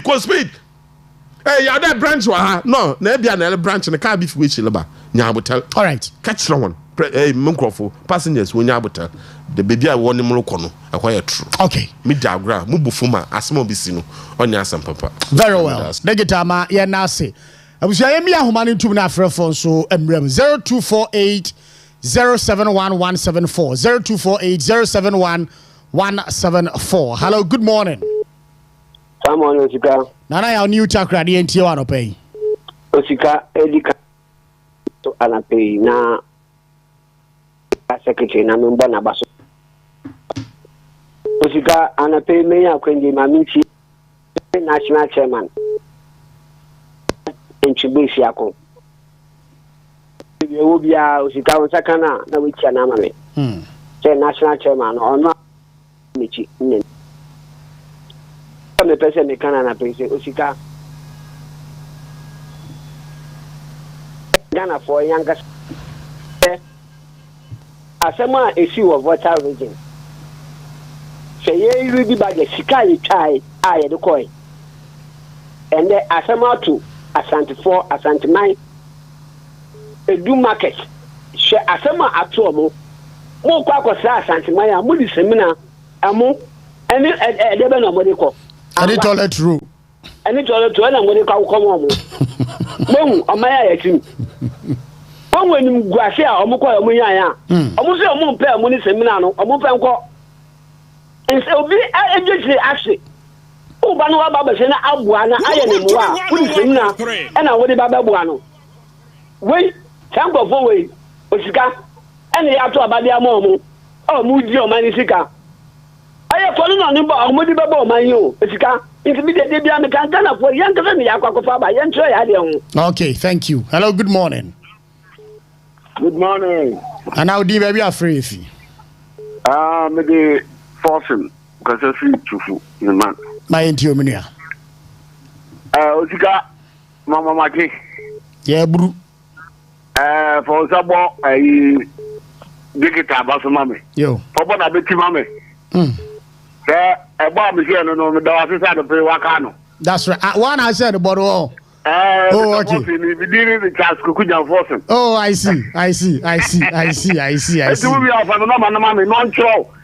Me promise no wo me da him no jo me din kan. Okay. Edi maba Takoradi e studio ho da me hu zo ho no maba be tia na ye na tu. Okay. Na ahobrasia odi asom Takoradi former minister MP any die ni adwumadin a odi atai minister chi minister wa we se mi se na adwuma ko we ya obo wa Natalia na ma no. Me nyame hu wo me mu no. Okay. Amano no. All right. Communication the kasa party dana kuma so MPP party ni dana kuma so you will lose you should you see church you same me na me age. All right. Enti me nyame hira e ma no. So me so be MP e wa Takoradi. Okay, thank you. Hello, good morning. Osi. Sento Kushambo Kojo Krom Yentie Wadope. Osi anape so nyame ohia mo papa na onye mo kase. Nchia me beda digital secretary na nyambona bado oya DJ papa nyame nka no ho. Nchia sikara keten MPP fu na nimcha beda kwalansa so bebi obia no nyame onka yi na ye ho. 2028 inshallah the wedding kunim. Hwe Attorney General no oru gunani masse papa na adwuma na lotasa ndis Attorney General na meni adwuma no otasa sere enem koma what time you prepare diska ansama onya no par Attorney General say we evidence am pale there MPP fa ye ba be ma ekunafo wonya ye ho faso njankan ye ho faso there is a papa the boat to Ghana Kwema and that man all Kwayeno. So Attorney General will be jam pack or be a discar on your media for Mobatano. On your media for no lawyers in the judges to come out. To evidence that talk for court, na court normal in the Juma. Nakasakasana outdoors the dodo. NBC it's more than for as soon as a Juma come on board. One on board, Semina. On I am one of the common no quiet enemy. I do so about the end of also papa. And people, young Yabutan, young Juma will form ye. That 2028. So Kanya NDC, a member ye. Then a form on quite no one snap them for you to view. Okay, thank you. Hello, good morning. Good morning. The Bacho Udim baby afraid. Medin Kwejo, Mekatafi Kumasi. My intio of Akwejo. Adaroma medasi tia orefoni wati fuina yo no pasem se me Kumasi na adum ngoso ne nyina ye adwuma ensema mafo asasi o mokeka no na Kumasi ye pese ye ho kaka ense minister bae no eniema no de bread Kumasi for a mo abasem omunyama o mo de bae ne nyina ye wo na mani obebo ni nkiresa aban bi ne so esanse wo ye MP ewo Kumasi ene Kumasi no watena ife ni mofrase nti asema to nyinya no mu Kumasi ya seti ompen force se ukusi ifunumpo na se uti anwanso ayefa esanse obefia obedidi yesusu a aya ye jahim nti nsem bi ne mu amanfo asase tetre mo sase ai na ndisi fa we nya abato asem we nya politics asem we asem na to ninianum ena onu free ni pem se wodi we eba be bo ninianum ye wumboni ewumu a enti yen ye ode breye e wase ye ma eya asem na set imperials mo tinchen so elambasti minister onye boni okay ye wo ana wodi abreye yo yeah that's it hello good morning Nana udi baby afrefi asom jetu ngeke se jana de ya 90 minutes yo si ndawase na mapa ebo ayada abo mangana na tete I everything like go for the clash apakau mo yo na akomanda oda mo na ino kaka so atuma ya baba kanjara ay me oda ayi le frunta go for the clash na ekobo na ade amu anwa ati ne semina wakaka ya obejawa le kaka ne kana plan pe Nam Tenku, a Cantamanti, a Sui, Cordman, or the Quay. Oh, that can be clear. A woman, we always are, Mamma or Tata, and one or him. Oh, if you know, then for ya, I'm very sure answer. Then people for your engagement, then no matter I'm not coming to Umbrella near Pine, it's going to happen. Going to happen. Chama untu ni mungu bia mekata mtide oba ba concession kwa sapano wa je mankata de na ta manana man mpa na moto de biozo anta was this no confirmation etian the one wa je mano ni ye area ho ina okay all right thank you hello good morning Hello, good morning. Good morning, sir. The bacho uji baby afrifi. Oh, esukoba no no iska de kachan. My entio minia. Ana pe ma fa kwanji de me tie iska. Eji mo ro bani wa ji mo papa. Me da se. Na ma say ne NDC wanya ankwafofo from Anwaba. Enti me yetende gana fu ya bo chare so mudumi de weldi. Na ekina na so ka yankwato aba, ye hwehwe iska. Ye hwehwe impa, ni akwato na mo ma ni nti ya to abapa. All right, yeah, so yeah, that's it. Hello, good morning. Mama, I'm not a woman. Boko. I'm a phone shark. Yo. Mpuntuo. MPP, you all don't know. We have to tell Mama Manwaba. Hello, good morning. Oh, see. Honorable Elko Apia. Yeah, your mama and this here, Mama, 1 second. Nti me men this for one do there mama 1 second. Osi. Mese anyense sabonsam susumbo ne problem no so nkete obaka mala kwa apem go. Ena incoming national chairman want to me no oye Dr. Baumia honorable Kobi na me employer and ko fe Pamesa men at work mpapa ko dwa akwa na Yusuf Seni honorable me kuduka yadu no na mencho good ka sankoto important transfer. Osi Ka magana fu yerbo no yan no. These are containers no way yan tebe we tutu. Wakoi. Enwu dum so ya. Enwu madum so we yiniti. Inde gana fu yem bi se ya wo de. Abensa na jo mama nkote be president a ego bia wo gana e do so. The man no de ye hwani yo. Western region for MPP na nado Dr. Baumia we tum. Medical University and Kofi Asis or William Okwefian Quanta. Interchange the whole regions when you be Western region. In your main now, if you're Konya be done there, a billboard. GMPC headquarters, all about Western region, Pose, I'm Poyan to one. Only to Sandita, I'm all about.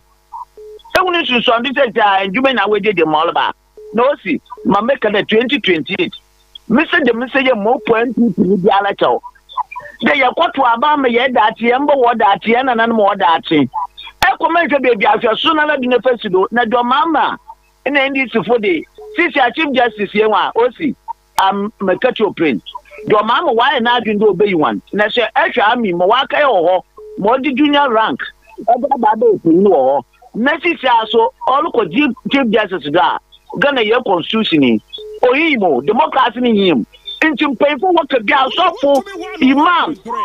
And on it, our for what is saying, Papa and Combani Nala. When I wanted your mamma and Casa. No, didn't say Chief Justice, and some of Baba Ghana me yet. Any Ami. One Yame and Tina Ebusia.